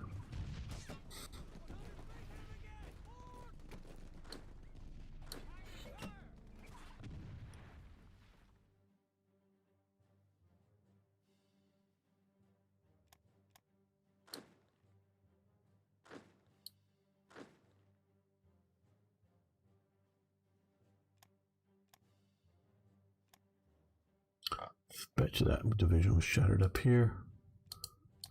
Okay, what has come? Oh, a bunch of divisions are able to be deployed. Okay, well, unfortunately, I have not moved more of these guys.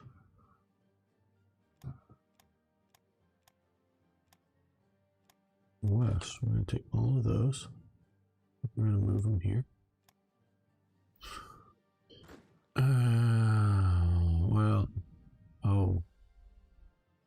Yeah, we're having this weird wacky thing again. Okay, well, I'm going to save this just in case.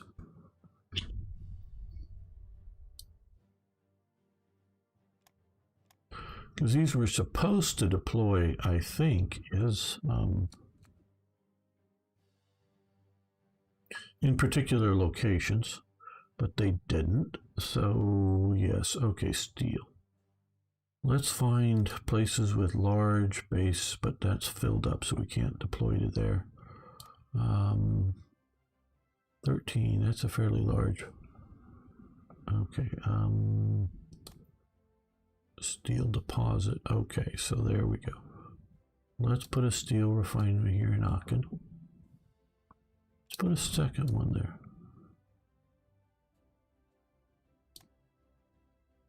Okay, ooh, they've been bombed. Okay, but we'll stick another one here. It was here, I believe. Hopefully, yeah. They'll get more back. Coal fields. Yeah, we'll stick a coal field. Oh, what did I mean to do it there? Damn, I did that wrong. Oops, okay. Gotta make sure I'm doing it right, because that just killed, I just wasted a coal field. Could go back to the save, I guess. But oh well.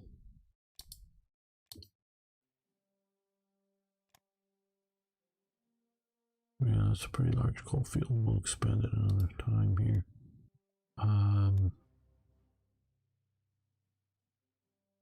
Decently large. Let's put that there. Rares extraction. Where do we have a lot of rare materials base? 5.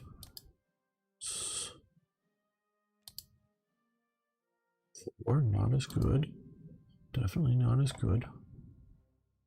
Probably full up on rares. In Berlin, yes.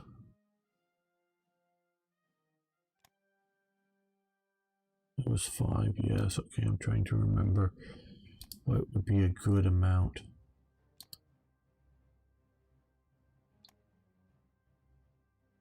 Okay, I guess 5 is a good amount to add more to.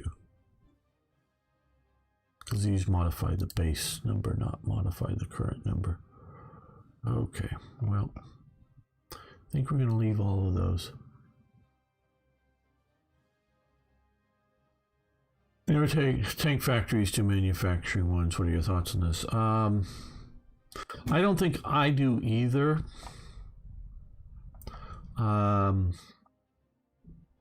The last one was, captured factories, which is a little different. I mostly just want lots of ICs, I guess. That's just my preference. Tank factories are useful, but they are specialty.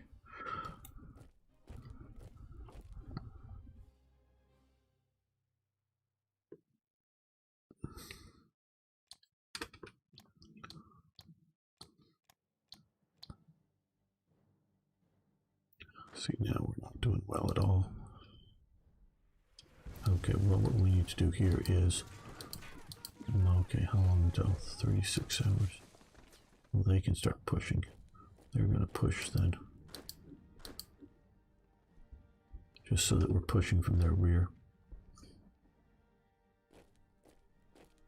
as well. So they can't just shuffle units back and forth. Push everywhere.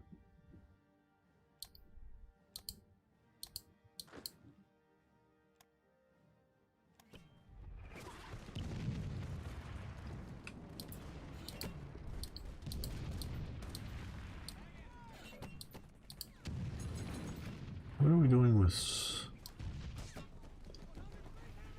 supply transports out there? I guess I don't know why this is being a thing here. Maybe it'll go away. I know I can turn it to manual and control it manually, and I know I normally will later, but normally it isn't needed this early.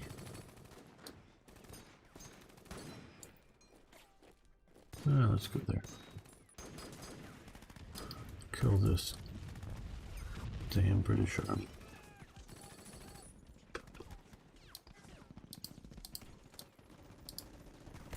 Oh good, are they already pushing out of there?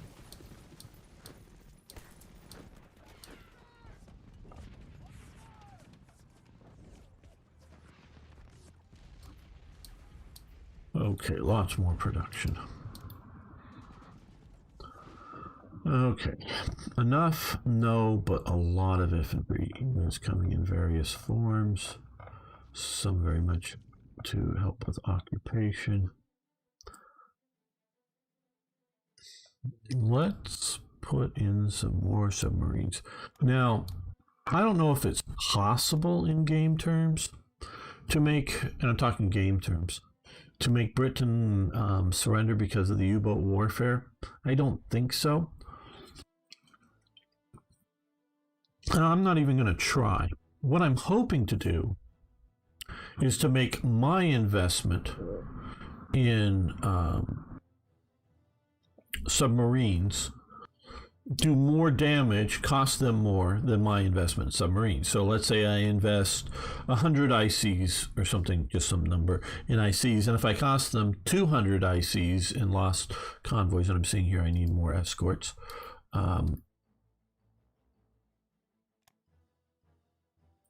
that you know, cost them 200 ICs, I've won the win-loss ratio there. That's my goal. Hey Eric, how you doing today? And we can throw in another one of those. Okay. Eric is going to be taking over my Twitch channel for tomorrow because I will be I should be heading out of town that morning. If for some reason I'm not, I might. There's a small chance that I won't, though. He is taking, either way, he's taking over the Twitch channel.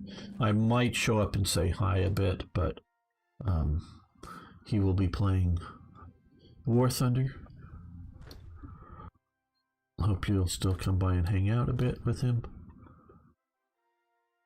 Okay, we enforced the fall of France. Okay, I don't know specifically what we got, but we got enough victory points. Fall of France. Okay. The Vichy regime. All of these, we just want to get rid of all of these, all of these, all of these. Go, go, go, go, go, go, go.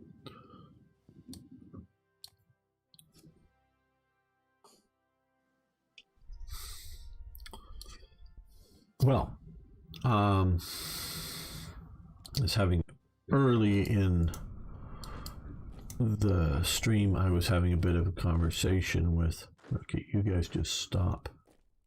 You turn around.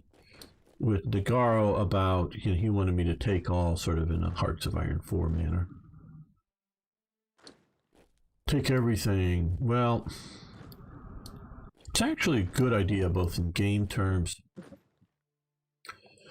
and historically for Germany to set up Vichy, because we are totally unprepared to, and Germany was at the time, unprepared to occupy North Africa, Indochina, you know, Madagascar, possessions in America, which would have flipped out the Americans.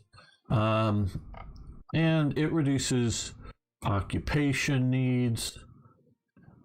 It just, there's a lot of good reasons to form Vichy. Very good, Eric. Glad exams are over for you.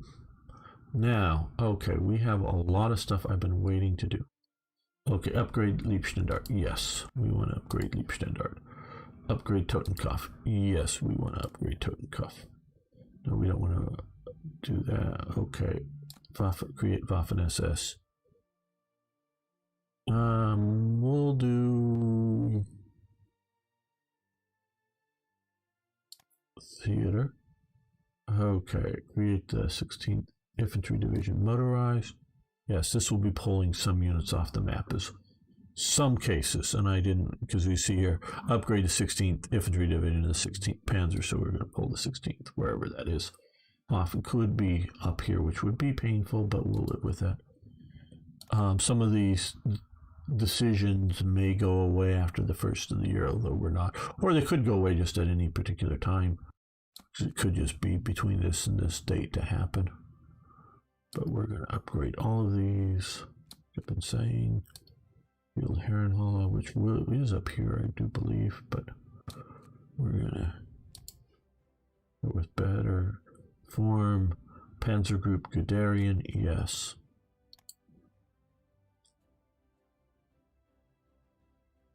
All right.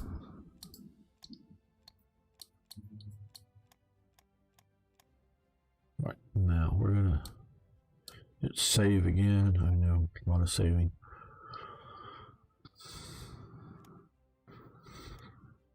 Primarily, this save was over arranged Balkans with Italy. Okay, the Balkan question. Let's look at this for a moment. Balkans have been an issue of European diplomacy and war for centuries. Now, we could consider to make it only to our sphere of interest. However, not only the enemy is contesting our leadership in the Balkans, even our friends make their own agendas. Who should control the Balkans? Okay, relations changed by that. Relations, Italy. Okay, well, let's look at our current diplomatic relations with Italy. Italy. Current relations 180. So we're doing pretty good. I think what we're going to try to do, and they'll get a question, and this could go badly for us.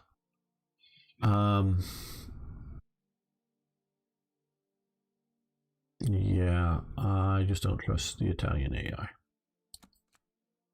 Okay, even if Italy delivered the next to nothing in the victory France, they see themselves able to handle the Balkan policies under their demands, refuse, make concessions. Yeah,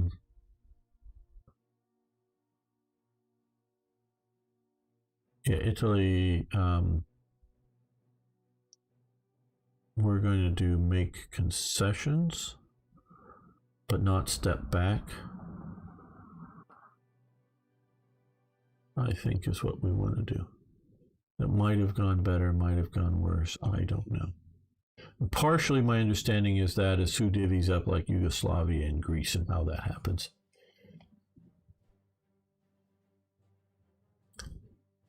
And yes, we want to do party rally. Money down 15%, but a bunch of other good things happening.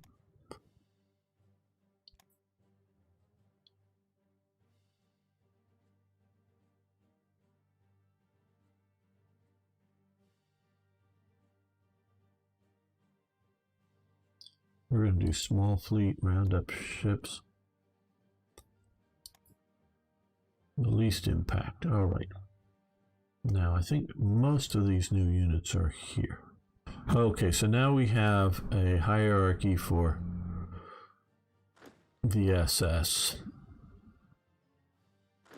If you have TRE installed, once it's set up and going for this new version, or you will have some other formatting off stuff before this that you should put under their command. Right now, here we can put these guys under there.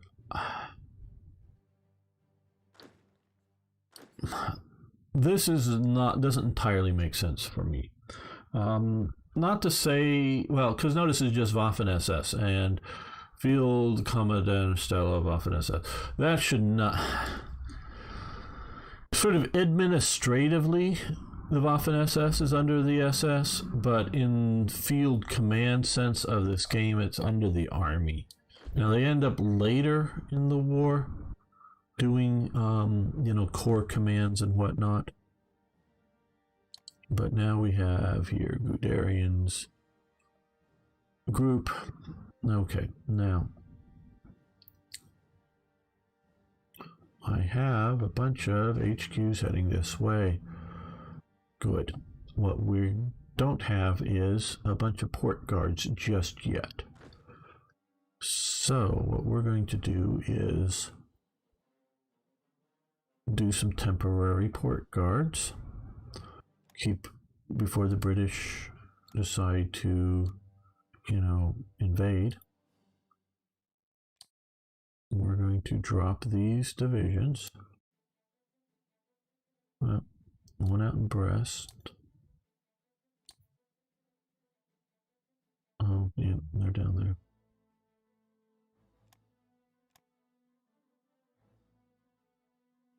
The Jaeger division, I don't know. Don't know if we want to add them up here or.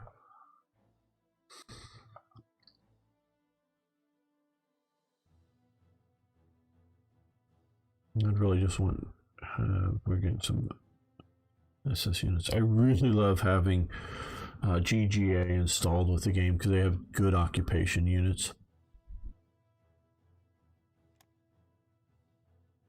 We'll put him up here. No, we don't want a Fortress Buster for this guy. Yeah, that'll do. Probably a little better than we should have, but that'll do. Okay, now we're down to small consumer good needs. Good. And that puts everything into the white. Oh, we need to put these to the top. Okay, well, we'll get some more coming sometime.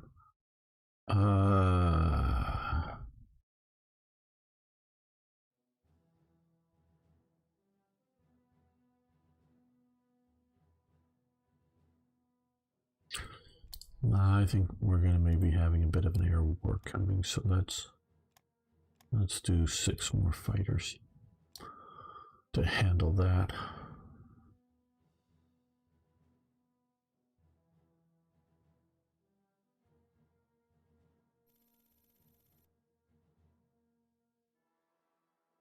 Okay, we still have this battle here for Amsterdam. Actually, well, no, you're there. You come down here and make sure you're attacking into there so that they're not.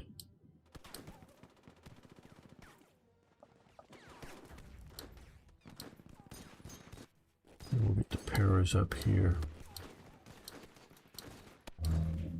We have anybody who's in good shape who's not attacking? Not apparently.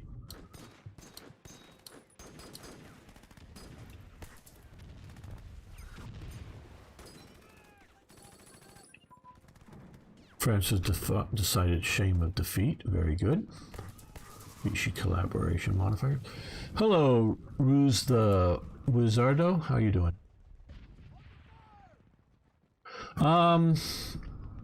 It's on hiatus, the Baldur's Gate game. I do intend to finish it someday, but I keep restarting it, making 2 or 3 episodes, and then not immediately able to continuing it. So it's going to get completed someday. So if you want to watch the series, I think it's going to probably take a few more years to get done anyways. So yeah, that is still a thing. I still have the game, still want to play it. It's just getting it all up there. Okay, BICE collaboration, national manpower modifier. Now, see, this makes sense in that a lot of French manpower under various circumstances helps out, and including the farming stuff that we were talking about earlier. Leadership, yeah, there should be a little bit of some there. Yeah, don't. Yeah, I mean, I'm not saying look for new episodes anytime soon, but there will be more stuff going. It is not dead. It's just waiting to be done more sometime. Okay, combat medicine advance.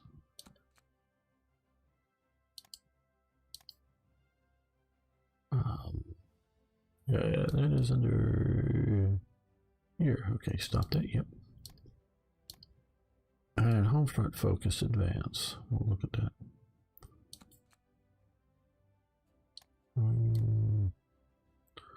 Yeah, we'll let that continue. Now that's reducing our manpower because it's helping with our AA and whatnot. Okay, now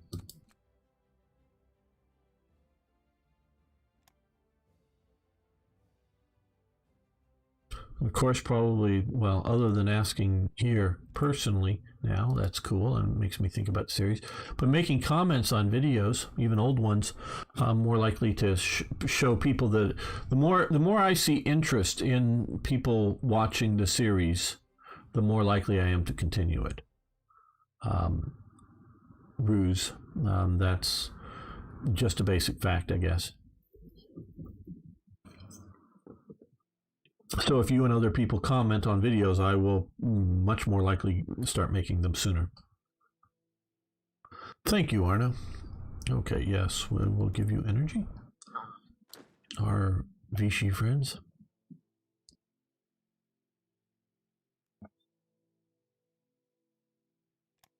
Okay, so lots of revolt risk. Well, we don't need to man the Maginot Line now. One of the reasons I dropped all those units, those fresh infantry divisions, these guys that are going to get reorganized, just because they could be here now, not in days or weeks or whatnot.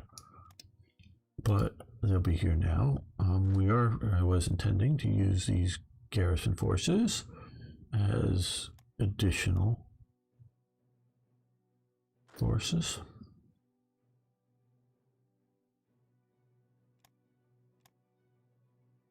Out here along the Maginot and other places. And this is where Totenkopf ended up the French campaign. Okay, there we go. All the way down here, they were one of the units, if not the unit, that had the longest march for the Battle of France, and they ended up all the way down on the Spanish border, or at least elements of them did. And you can hang out there for a little while.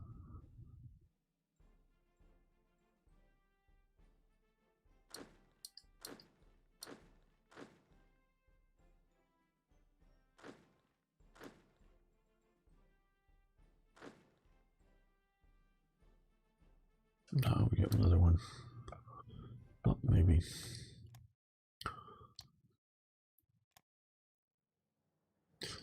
So how soon will we be getting our SD units? Well, it'll be a while. February. Wow. They're taking a long time to organize up. Okay, we have been hit with a bunch of these penalties for creating a bunch of those other units. Right, well, let's move some of these up to the top because we need them sooner rather than later, though these probably will need to be, but we want good occupation forces. And now, good, we're doing this military police, that will help.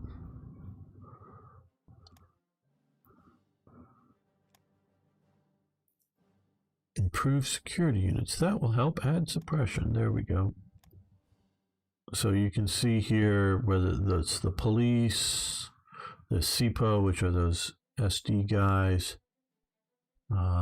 Suppression will be added. A lot of other units will get bits of suppression, some a lot, some a little bit, but that will definitely help. Okay, well, you attack into there now. You're, well, okay, you're not, oh, you're ready. Okay, you attack into there. We want to keep these guys from getting organized up and coming back into the fight. We don't want them to have a secure place to reorganize. Heavy armor designs have advanced.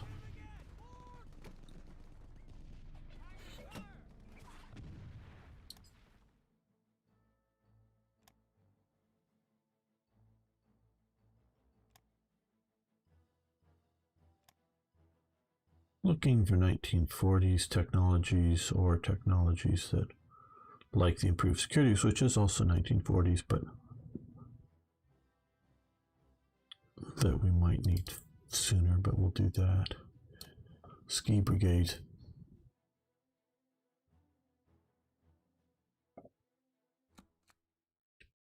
Conclusions after victory. Okay, well, looks like we're moving into here.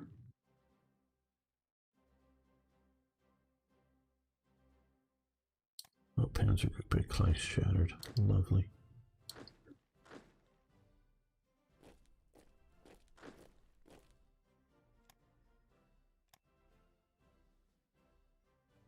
I'll probably be under here, yeah.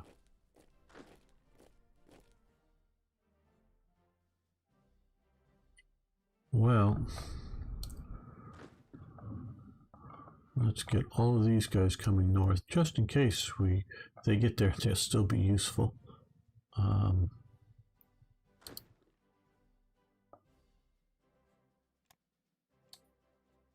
we got this heavy artillery. You move into there. You move up that way. Get up to this province and then turn on that. You just go to defend and you come up to defend.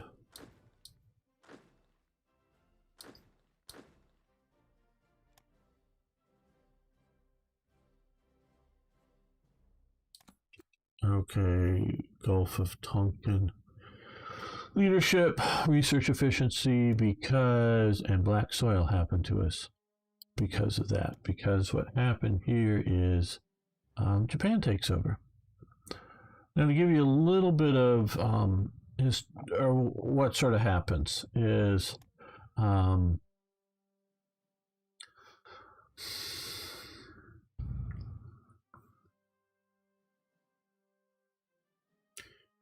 the French had been allowing, the ports of Hanoi, Haiphong, whatever, come into supply into China. Now, of course, in real life, the war is still going on in China. So they are specifically trying to help out. The Japanese don't like this, of course. And the French lose in Europe.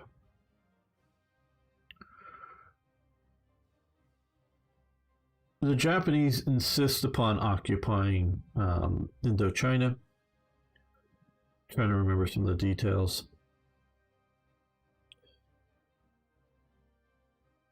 The U.S. doesn't react well to this. The U.S. is not, terribly fond of European colonialism, particularly in Asia, but anywhere would be,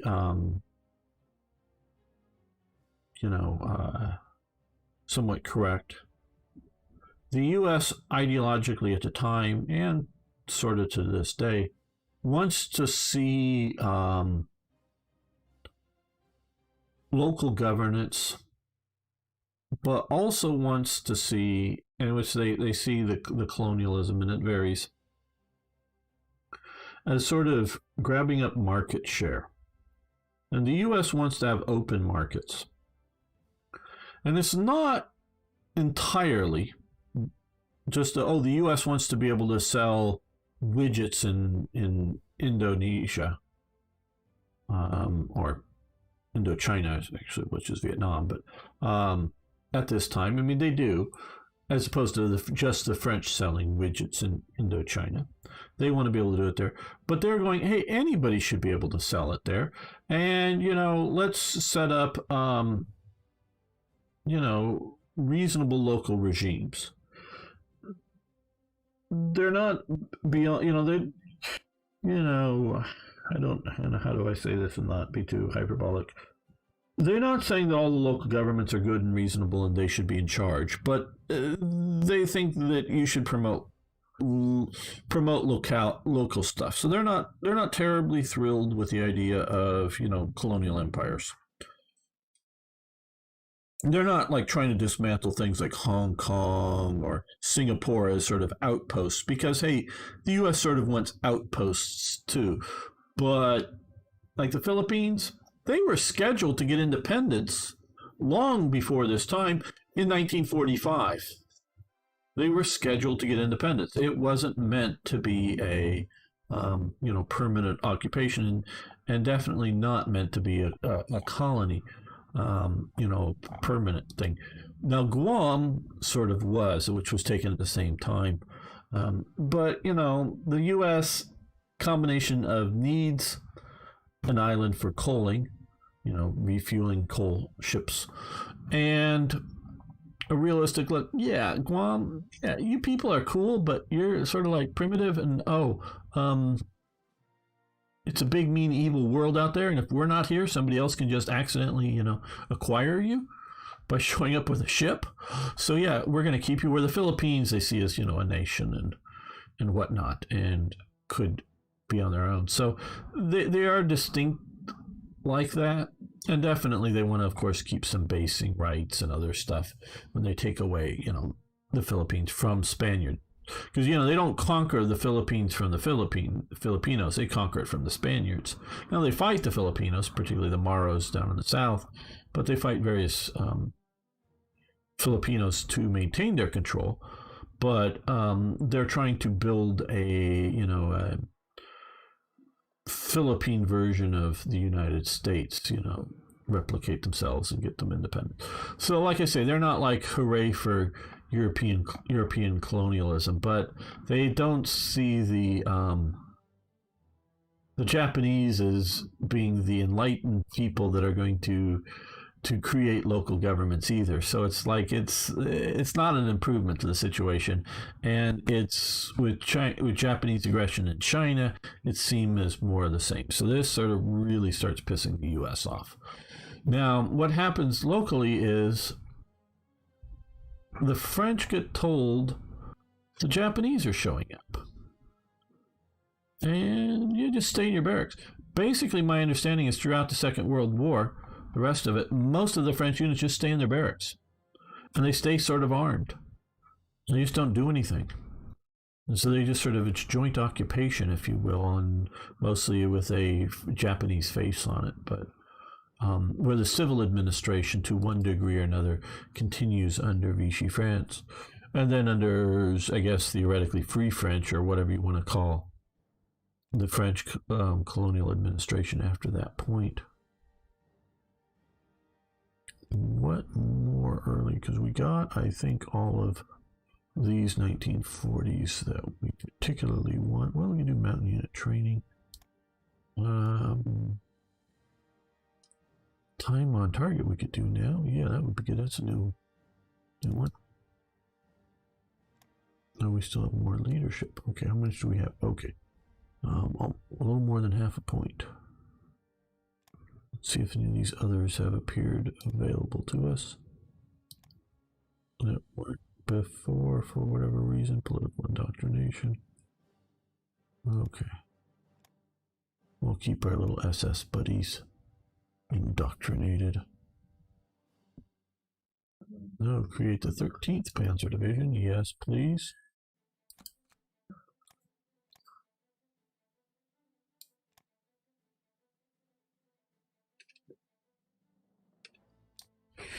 Divisions are shattering as we're pushing in. Okay, yeah.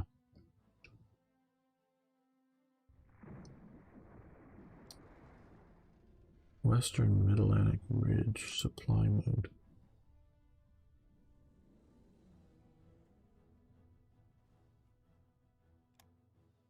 Let's look at the naval map here. Okay. You're doing well here, but you come over here now. Just sort of get away. You keep running away from any concentration of hunters for you. Oh, where are you? Because you're red means you're still out there. Okay, you're heading back out. Okay, let's move you over to here.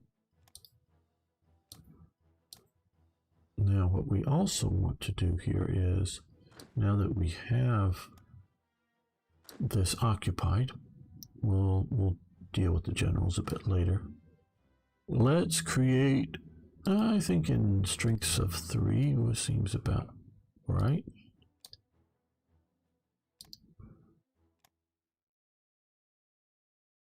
We'll do one down, group down here.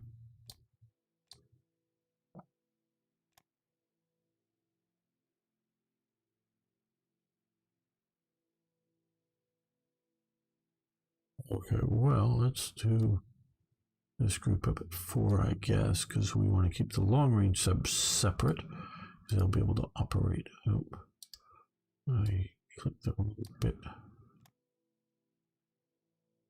Operate out much longer range. Okay, good. Now this No, what we want to do is come down here. Let's grab one of these guys with the U-boat specialty and find Führer to U-boat. No, donuts. I just don't want to lose them.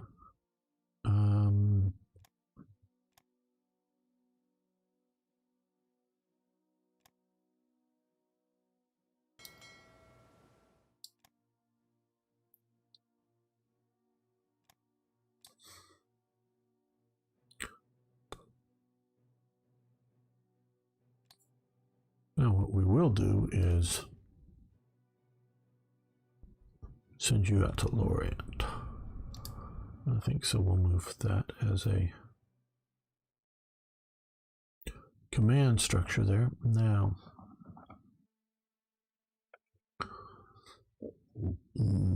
okay, airbase, good. Let's see. We will put a naval bomber, flying boat, and a long-range fighter here. See if we get some fleet killer. There we go. Okay, and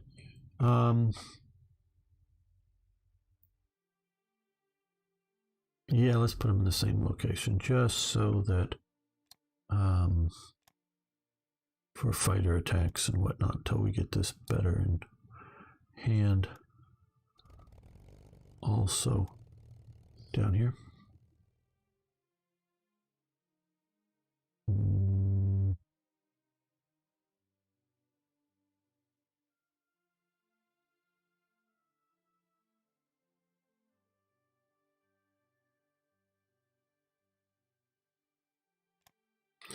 All right, well, I think we're going to end the episode, not the live stream, but the episode here. I want to thank you all for watching.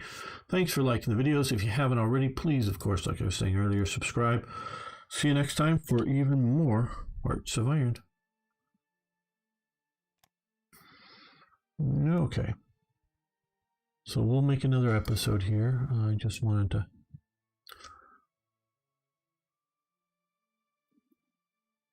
keep this. Oh, we didn't stop. There we go.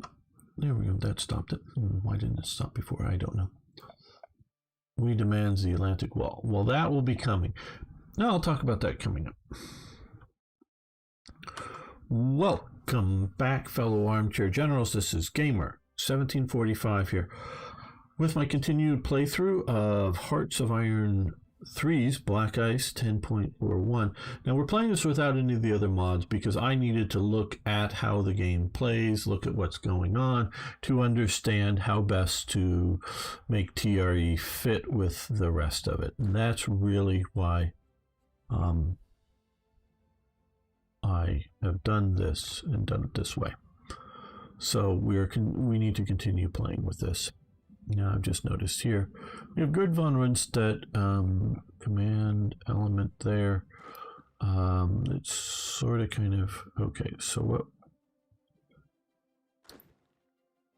This unit, he is no longer no leader. So that way we can come over here and give Guderian his own panzer group like von Kleist already has. No, he's got to be higher. Yeah, there. Oh, he's at 7. Okay, get promoted up. There we go. Now, do we have some good options for under him? He looks like a particularly good option. Though I don't know who Schmidt is, but we'll give him that. Motorized core. Von Welch, I think we may have him for higher command. There we go. So now we have a command structure. Now, Arno asks or says, we demand the Atlantic Wall. Now, at this time period, you should stop flying. I should make, okay, they already have, good. No order, good. Okay, these guys, they're still flying cover, good. At this time, there really wasn't much of a desire for the idea of Atlantic Wall. Now, they do moderately earlier. I think it's 41 more, but set up some large guns to actually a little bit shell across to Dover, and mostly just to try to shoot at ships going through here. And there's a little bit of fortification work done, but nothing on the idea or scale of an Atlantic Wall.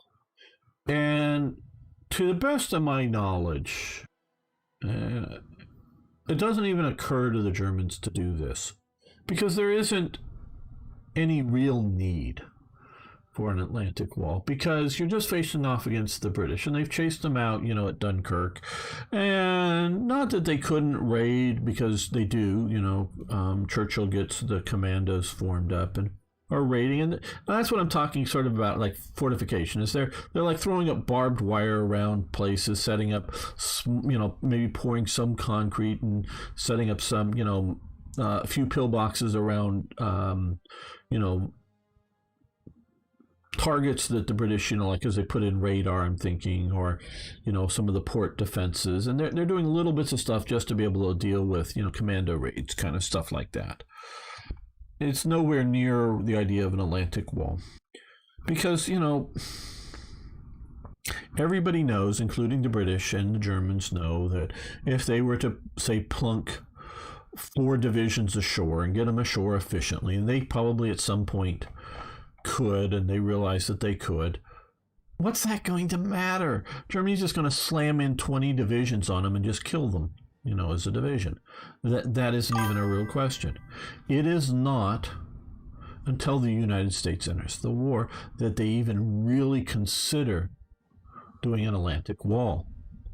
And then it's sort of a slow going, because hell, it's 41 that the Japanese attack in Pearl Harbor, well, December 41, beginning of basically December 7th, of course. But so that's late 41.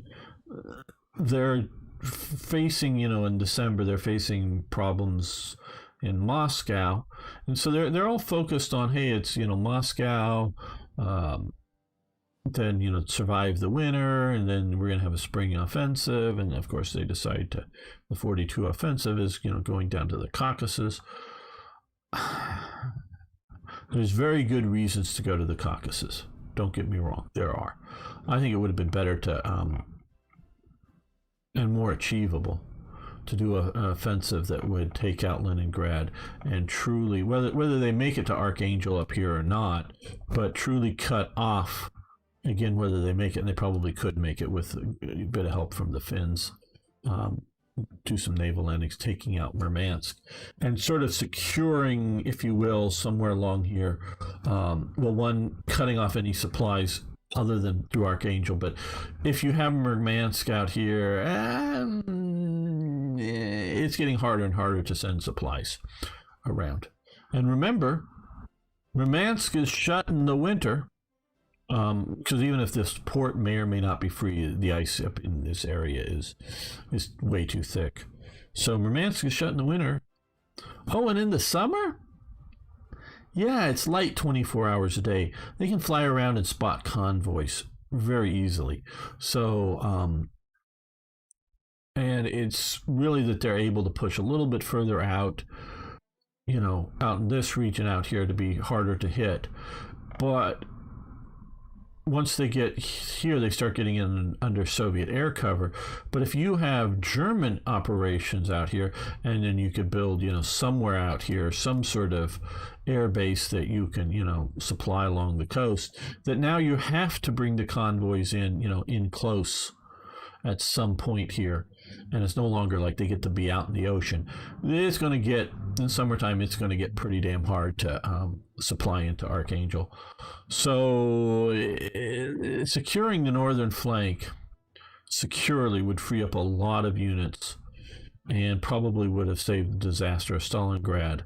Whether you then do a 43 southern offensive or a 43 offensive against Moscow area, that's another question. But so the first half or more of 42, America is reeling from its attack in the Pacific.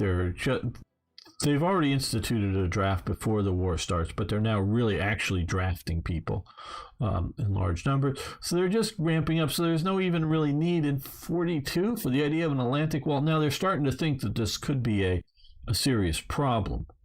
And it's more, late 42, 43 that it's really becomes the idea that they may decide to invade and it may not be a good thing for us. Again, like if you just put 4 divisions ashore and we kill 4 divisions, may disrupt things a little bit, but it's actually sort of, please do, we'll rinse and repeat, sort of bigger dieppe raids, if you will, and whatnot. And that could really, be a bit of a thing. Okay.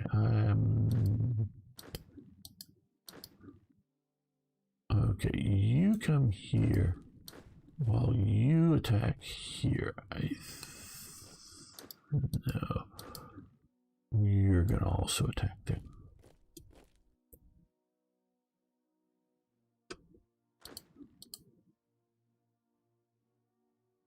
You support that attack. You support that attack.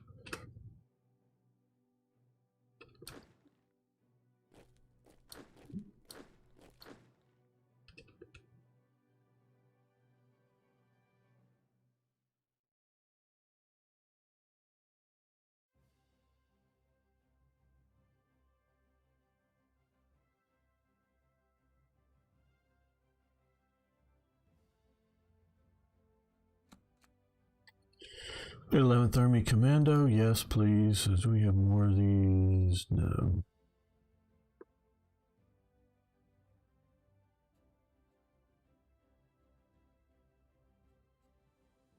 We've won the Battle of Amsterdam. Okay, good. And we've occupied Amsterdam. Does that mean the Dutch are going to give up now? Not entirely. Okay. I know they still have a couple of victory provinces down here, so, well, if you insist.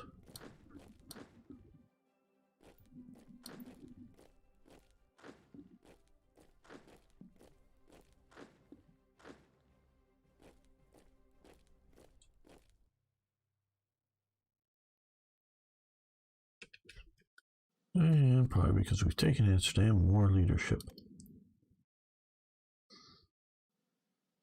Oh, we could do SS motorized. Very good. Use.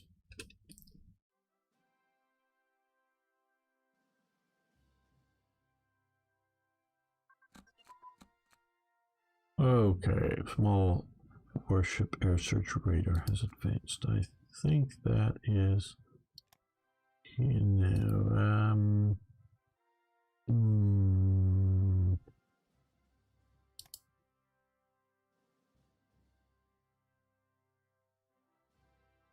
okay, there, and it's grayed out, fine.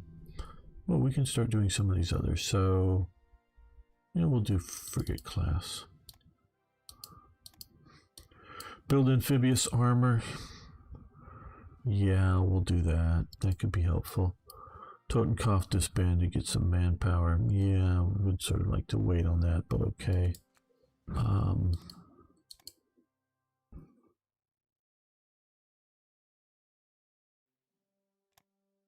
Where did our... Just what do they look like?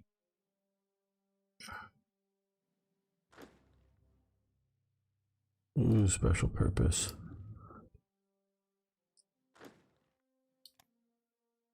Okay, so we're going to have 3 special purpose armors.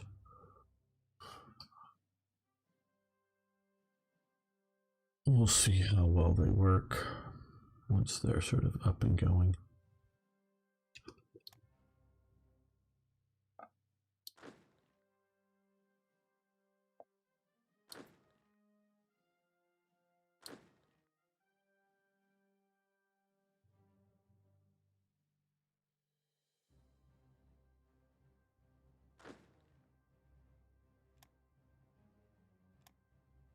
once we get these guys out to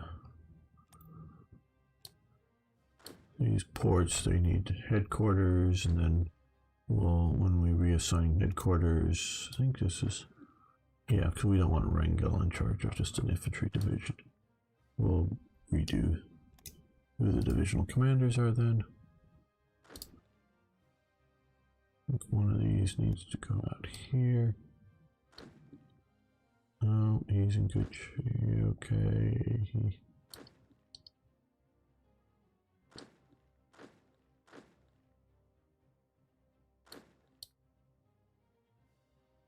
Well, don't know. Maybe that was it for what's deployed currently. Let's put some Jaeger divisions down in here, and we feed them into the battle. Did I not do headquarters for these guys? I should have headquarters. Oh. Oh. Oh. That wasn't smart of me. Okay.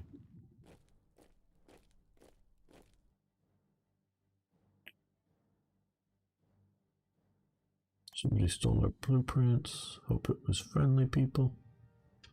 Okay, 14th Infantry Division.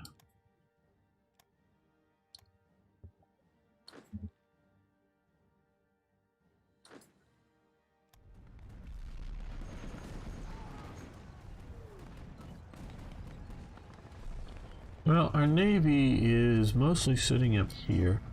We have 13 destroyers, 6 light cruisers, a bunch of battleships and battle cruisers, as we can see here. So yeah, this is the bulk of the Navy. We also have the old guys here. So yeah, and it's just mostly sitting up there. I've sort of ignored it once we got Norway. We don't need much of a Navy.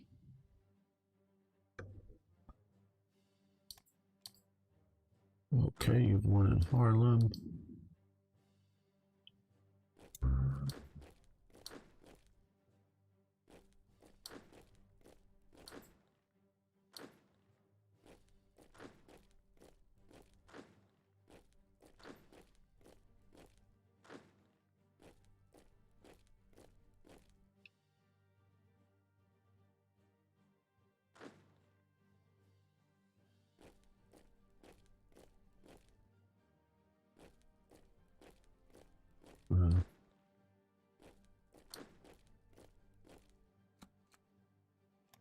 Major defeat infantry division shattered where? Oh, here they're all leaving. Okay, well, you marched here.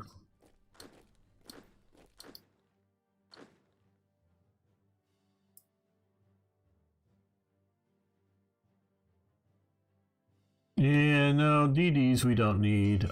Subs we could use, but we're letting them get organized before we send them out.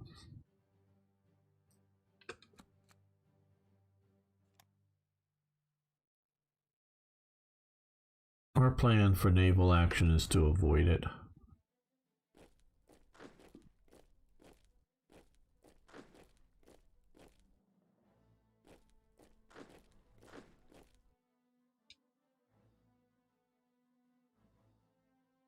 I know that isn't sexy, but I think it's smart.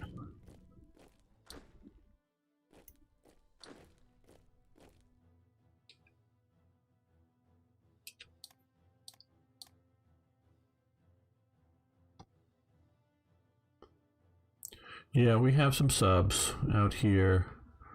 We also should have, yeah, some subs in production as well. They're coming eventually.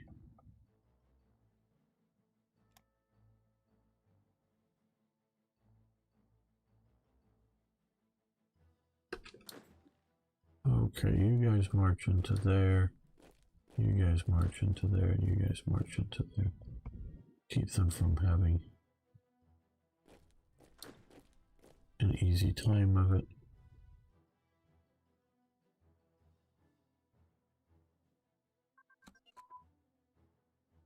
Okay, assault concentration has advanced, and I think that is over.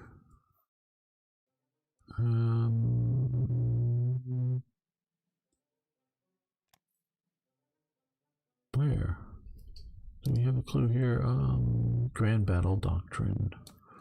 Grand Battle Doctrine. Okay, assault concentration. Yes, we're going to keep that one going, most assuredly. Okay, desert unit training. Oh, these guys can operate without water. Very good. That will help for later on. Wolf Schultz 1. Where is this going to be? In Namur. Okay, yeah. Okay, Hitler gets a French hangout. That photo is from later in the war. Not that that's a complaint, just sort of a comment. And do you know how I know that? Can anybody, I don't know if you can see well enough, why I might think that's later in the war? I'm not, is that Guderian? I'm not sure. Don't know who that guy is. That may be von Welch, but I'm not sure. That's von Manstein, and of course that's Hitler. I know it takes a little bit for stuff to get through on Twitch and or YouTube, but I'm guessing, no, you don't know how, maybe. Well, see, that there, that von Manstein is wearing, that tells me it's from later in the war. Because that's the Krim shield, the Crimea shield, that soldiers earned from being part of the Crimean campaign, particularly the Sevastopol offensive. So since von Manstein's been awarded that in this photo, this obviously is after the Crimean campaign. No great trick, just sort of being able to read uniforms. Yeah, I made a mistake. Division shattered here. Okay. Radios advance. Yay. Who's on the radio?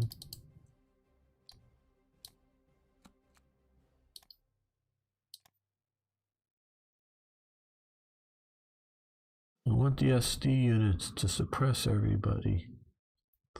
Come on. They've yet to... oh, that guy's...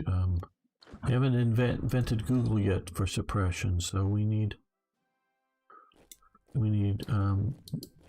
regular goons to go in and suppress people.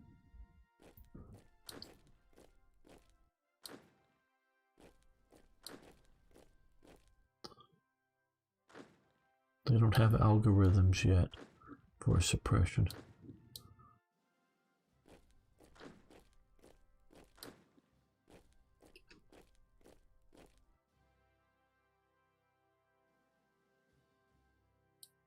Oh good, they're all attacking this guy who just got there.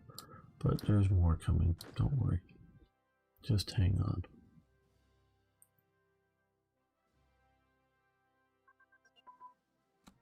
Attritional warfare. Also likely under Grand Battle Doctrine, and we'll continue that. It's only 1936 level.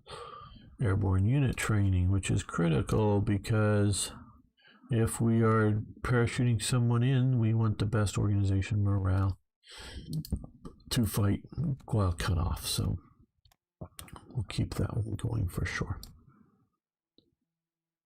Okay, refit the 1st Panzer Division. All right, well, we'll do that.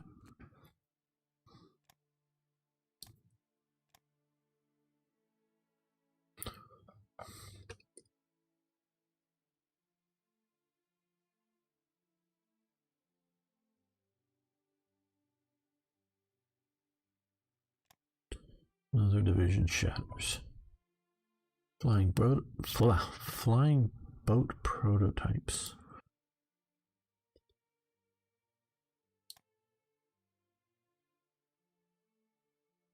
Not really worried that much about 4-engine planes. A little bit because we will be using transports, the big ones, and those are helped out by flying boat prototypes, but otherwise not so much.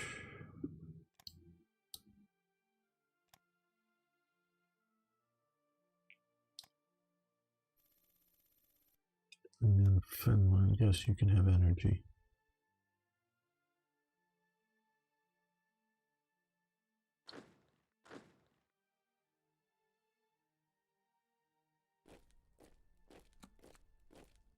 A lot of mud starts to clear. 10th Panzer Division shattered. Because, of course.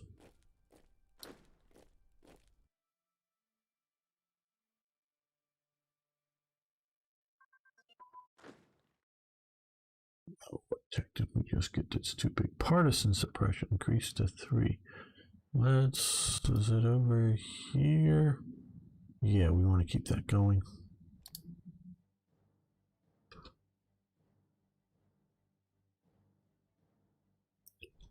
All right, well, you attack there, you attack there, you attack there. Come on, these guys have got to collapse at some point.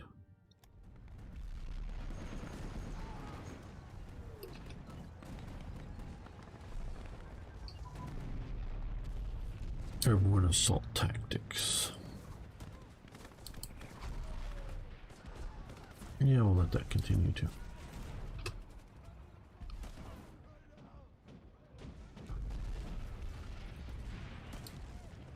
The 4th Gebirgs Division, 4th Mountain Division, yes. We'll take that.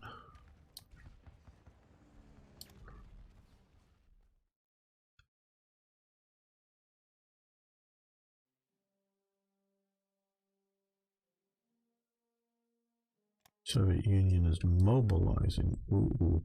Okay, guys. Well, we're done. No, not quite like that. But let's make sure that we have enough forces in the east. Because they do it sort of, I think, on a battalion count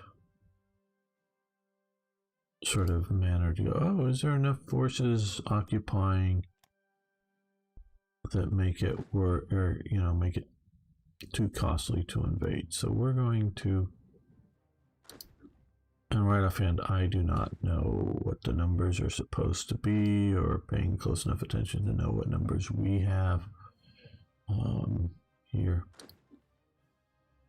So we're just going to quickly send units east.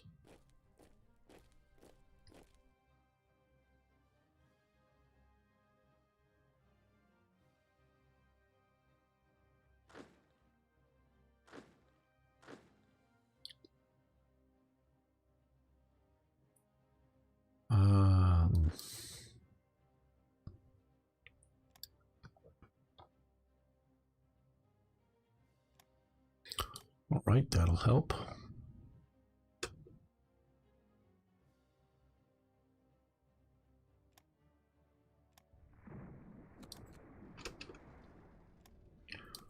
Okay, we've got Den Haag. Come on, that should do it. Okay, I guess it doesn't.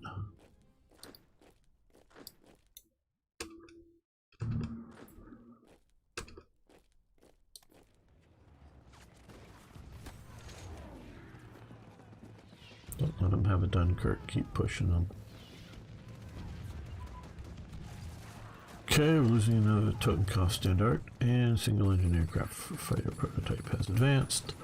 Very nice. Okay, well, we want to keep particularly single engine aircraft technology up compared to our allies, so we're going to continue with that.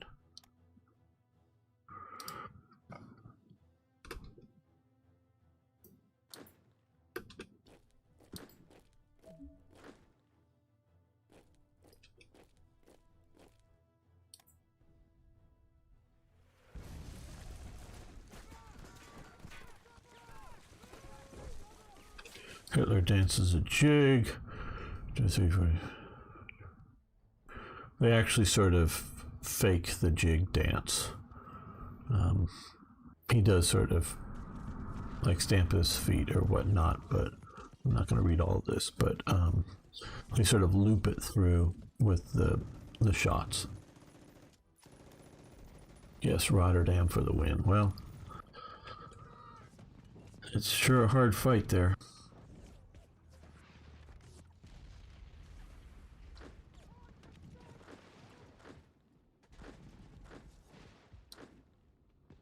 Rotterdam must be a total wreck by now.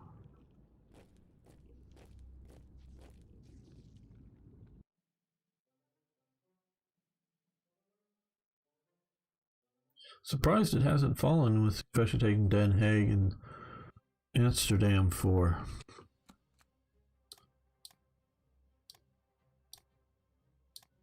victory points. Hello, spiraling. Oh, it was very happy for Hitler, yeah. Okay, we're having a really long, whenever you get one of these really long, and we've been going for a while, saves, just wait. You can see the clock, it's still moving. Don't touch anything, just sit and wait. I'm going to keep talking here. Wait for it to get fully saved, and it should fully properly save. Things are well with me, but we're not going to touch anything and wait for this to happen. Okay, there we go. Once you get that, it is best to leave the game and come back. You're not going to get good saves after that, or I mean, it may work, it may not work, but don't rely upon it working. So I think we're going to end this episode here. I want to thank you so much for watching. Thanks for liking the videos. See you next time for even more Hearts of Iron. All right. Well, we did get this saved. I think, let's see, it's been, well, not quite 3 hours, but 3 episodes. Well, guys, Eric, my good friend, is going to be streaming for me tomorrow on War Thunder. And since Arno's still here, I want to talk to you on Discord, or I'll send you some messages on Discord shortly. So come back and hang out with Eric tomorrow on the channel, on the Twitch channel. I'm going to be hopefully it's Sunday morning. I'm leaving town for a few days. So I still, it's not like packing clothing. It's packing stuff to be able to live stream and make videos out of town and get ready. It's been a long time since I've done it. So I'm going to end this here today. I will be streaming, if everything goes well, on Tuesday for Slytherin Reconquista from out of town. I may even do a stream later tonight just as a test stream from my laptop here at home, but just to do it. But I got things I should be doing. So yeah, I want to thank you all for being here, and we're going to end this.